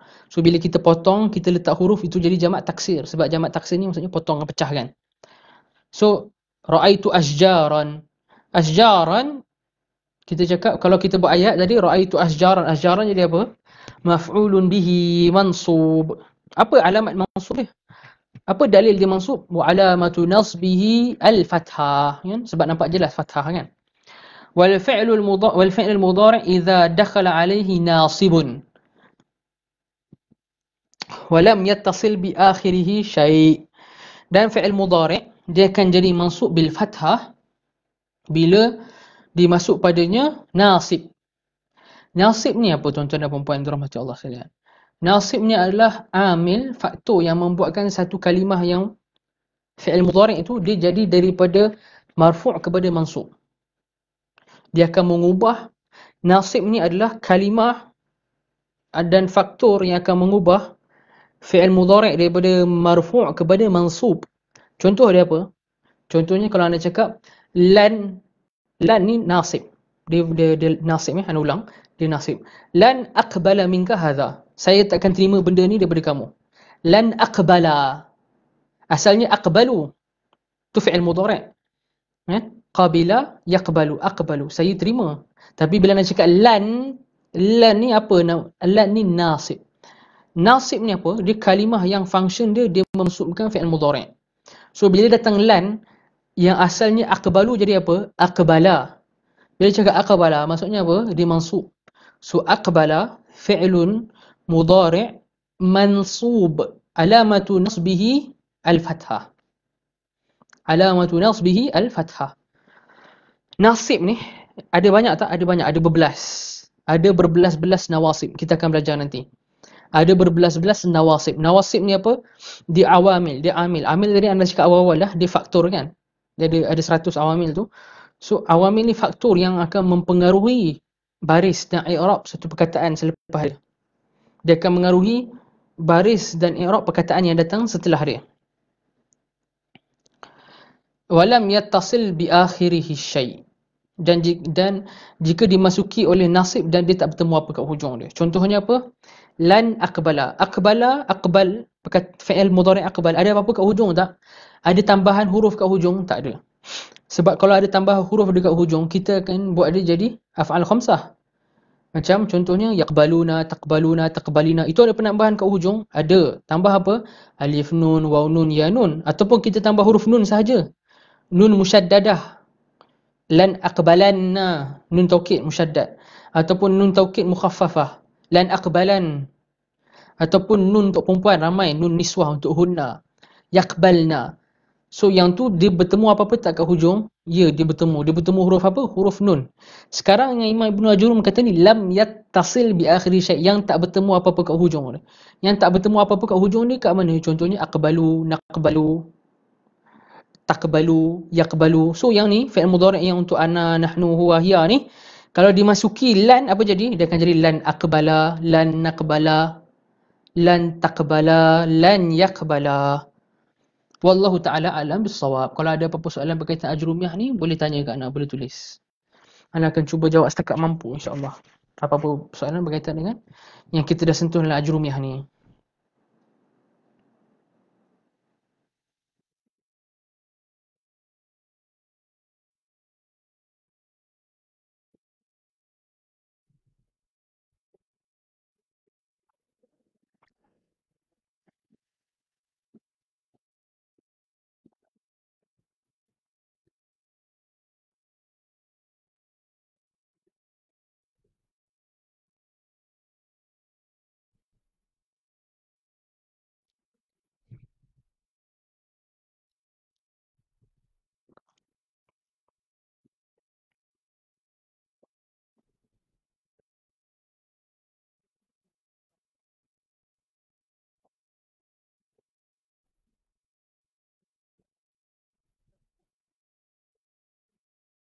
Boleh ulang balik tentang fi'il mudhari' yang nasib tadi? Okey. Ana ulang balik Sahabat tanya boleh tak ulang balik fi'il mudhari' yang nasib. Beza isim mufrad pada dhammah dan mansub. Okey, ana jawab dulu. So pertama ana ulang balik. So kata Imam Ibnu Ajurrum, fi'il mudhari' yang mansub wa alamatu nasbihi al-fathah ni berlaku bila? Dia berlaku dengan dua syarat. Bila berlaku fi'ilun mudhari'un mansub alamatu nasbihi al-fathah, dia berlaku dengan dua syarat. Dia berlaku dengan dua syarat. Pertama, dia kena dimasuki oleh nasib. Dia kena dimasuki oleh faktor yang membuatkan dia jadi mansub. Apa contoh-contoh faktor yang membuatkan fi'il mudhari' jadi mansub? Contohnya lan, contohnya an, contohnya kai, contohnya izan, contohnya hatta dan pelbagai lagi lah. Geng-geng ni yang dipanggil nawasib ni, lan, izan, kai, hatta ni semua ni, bila dia jumpa mudhari', apa maksud dia jumpa mudhari'? Bila dia mendahului mudhari', maksudnya dia dekat depan. Lan aqbala, dia dekat depan, dia mendahului mudhari' kan? Itu maksud dakhala alaihi nasib. Maksudnya amil tadi tu duduk depan, dia masuk ke dia. Dia masuk tu maksudnya dia duduk depan. Lan aqbala, dia mendahului fi'il mudhari', dia duduk depan. So itu syarat pertama. Syarat pertama dia kena masuk nasib ke dia. Kedua, lam yattasil bi akhirih syai'. Kita cakap dia akan jadi mansub bil fathah atau mansub alamatu nasbihi al fathah dengan cara sebut yang lebih tepat dia, mansub alamatu nasbihi al fathah bila dia tak tambah apa-apa huruf dekat hujung. Bila tak tambah apa-apa huruf dekat hujung ni apa? Maksudnya dia bukan af'al khamsah. Dia bukan af'al khamsah. Af'al khamsah ni fi'il mudhari' yang datang untuk mewakili dhamir huma lelaki, yaf'alani. Huma perempuan, yaf'alani juga. Yaf'aluna, hum untuk lelaki, taf'aluna antum untuk lelaki, taf'alina untuk perempuan. Yang ni ada penambahan huruf tak dekat hujung mudhari'? Ada. Yaf'alani tambah alif nun, taf'alani tambah alif nun, yaf'aluna tambah waw nun, taf'aluna tambah waw nun, taf'alina tambah ya nun. Yang ni yattasil bi akhirih syai' tak bertemu tak apa-apa kat hujung dia? Bertemu. Tambah apa kat hujung dia? Tambah. So dipenuhi syarat kedua tak? Tak penuhi. Imam Ibn Ajurrum kata apa? Walam yattasil bi akhirih syai'. Dia tak boleh temu apa-apa kat hujung. Sekarang dipenuhi syarat tu tak? Dia tak penuhi sebab dekat hujung ada something lah. So dalam kes-kes tadi tu, yaf'alani, taf'alani, yaf'alina, taf'alina semua tu, taf'alina dengan taf'aluna tu, kalau dia mansub, dia jadi fathah tak? Tak. Sebab dia tak penuhi syarat. Kalau kita tanya, apa contoh yang penuhi syarat? Contoh yang penuhi syarat adalah yang tak tambah apa-apa kat hujung. Contoh dia, contoh dia aqbalu, azhabu. Kita tak tambah apa, huruf dia lam kan? Kita tak tambah waw nun ke, alif nun ke, ya nun ke, kita tak tambah apa. Azhabu, nadhhabu, kita tak tambah apa-apa kat hujung. Tadhhabu, tak tambah apa-apa kat hujung. Yadhhabu, tak tambah apa-apa kat hujung. So geng-geng yang tak tambah apa-apa kat hujung ni, kalau kita letak lan depan dia, geng-geng nawasib tadi, lan, hatta, izan, kai, apa jadi? Jadi mansub alamatu nasbihi al-fathah. Lan azhaba. Azhaba fi'lun mudhari'un mansub bilan. Dia mansub disebabkan lan. Alamatu nasbihi al-fathah. Okay, alamatu nasbihi al-fathah. Lan aqbala, lan azhaba. Harapnya faham insya-Allah. Untuk sahabat hari apa saja live. Live tu akan diupdate dekat Facebook insya-Allah. Ana akan beritahu bila live. Dia tak ada masa yang tepat lah. Mungkin sehari sekali, mungkin 2 hari sekali, mungkin setiap hari kita tengok dia berubah-ubah. Sahabat Ana tanya, beza isim mufrad pada dhammah dan mansub. Isim mufrad pada dhammah dan mansub, dia sama. Isim mufrad tu tak berbeza sekarang ni. Zaidun tetap Zaidun, kitabun tetap kitabun, duduk isim mufrad. Yang membezakan bila dia jadi dhammah, bila dia jadi mansub adalah kedudukan dia. Kalau kedudukan dia, kedudukan yang melayakkan dia terima marfu'. Contohnya dia jadi khabar, contohnya jadi fa'il, contohnya jadi mubtada'. So dia akan jadi marfu' bil dhammah. Contohnya dia cakap hadza Zaidun, Zaidun khabar, marfu', alamatur fihi dhammah. Tapi kalau dia dekat posisi yang melayakkan dia menerima hukum mansub, contohnya kita buat dia jadi maf'ulun bihi. Macam contohnya dia cakap ra'aitu kitaban, ra'aitu Zaidan, dia akan jadi mansub alamatun nasbihi al-fathah. Jadi isim mufrad tu sendiri berubah tak? Dia tak berubah. Zaid tetap Zaid. Kitab tetap kitab. Yang berubah tu baris dia. Kenapa berubah baris? Sebab kedudukan dia. Sekejap dia jadi khabar, sekejap jadi maf'ulun bihi dan sebagainya. Harap anda faham insya-Allah. Harap kawan anda faham insya-Allah.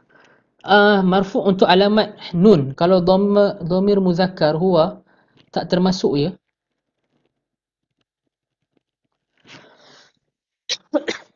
Marfu' untuk alamat nun. Okey. Kalau dhamir muzakkar betul. Huwa, huma, hum tak termasuk ya.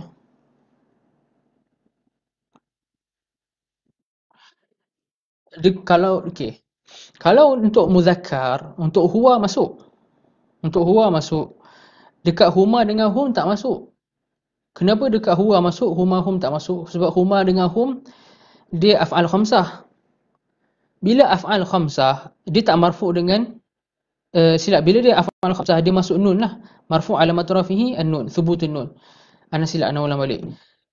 Dekat muzakkar, huwa, huma, hum kan.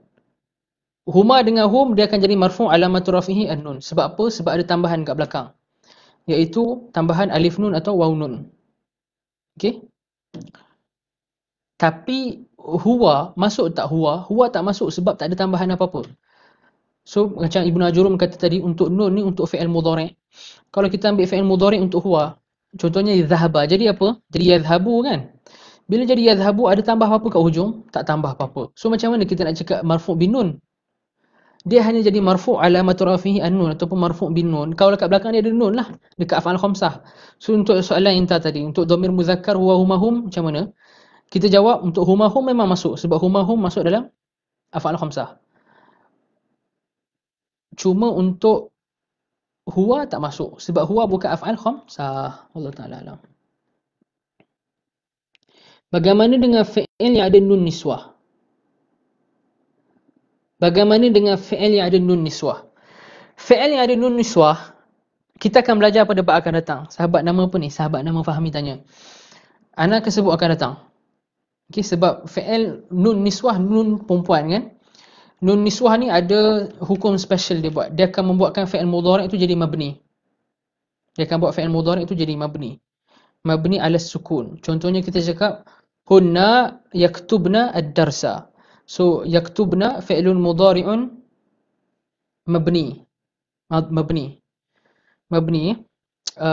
ala sukun.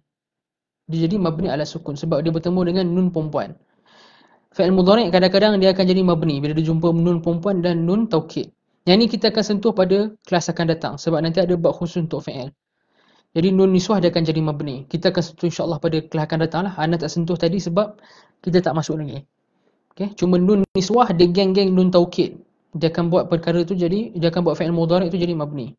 Sebab tu kata Ibnu Malik dalam Alfiyah beliau, wa a'rabu mudhari'an in 'ariya min nun taukid wa a'rabu mudhari'an in 'ariya.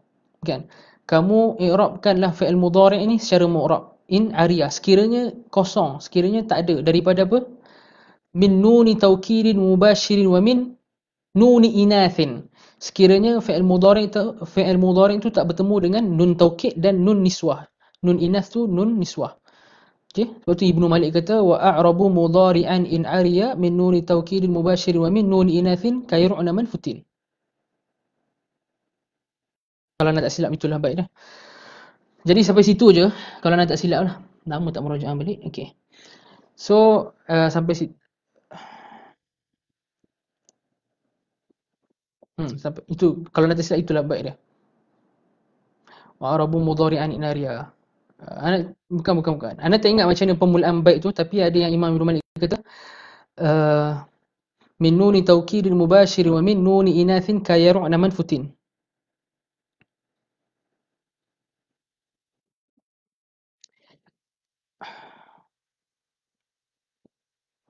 Okey, ana ingat dah. Wa fi'lu amrin wa mudhiyin buniya wa a'rabu mudhari'an in 'ariya min nuni taukidin mubashir wa min nuni inathin kayru'na man futin. So ana tutup sampai sini dahulu, insya-Allah kita akan sambung pada masa akan datang. Mungkin lusa lah. Jadi wabillahi taufiq wal hidayah. Aqulu qawli hadha wa astaghfirullah li wa lakum.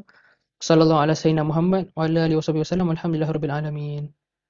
Assalamualaikum warahmatullahi wabarakatuh.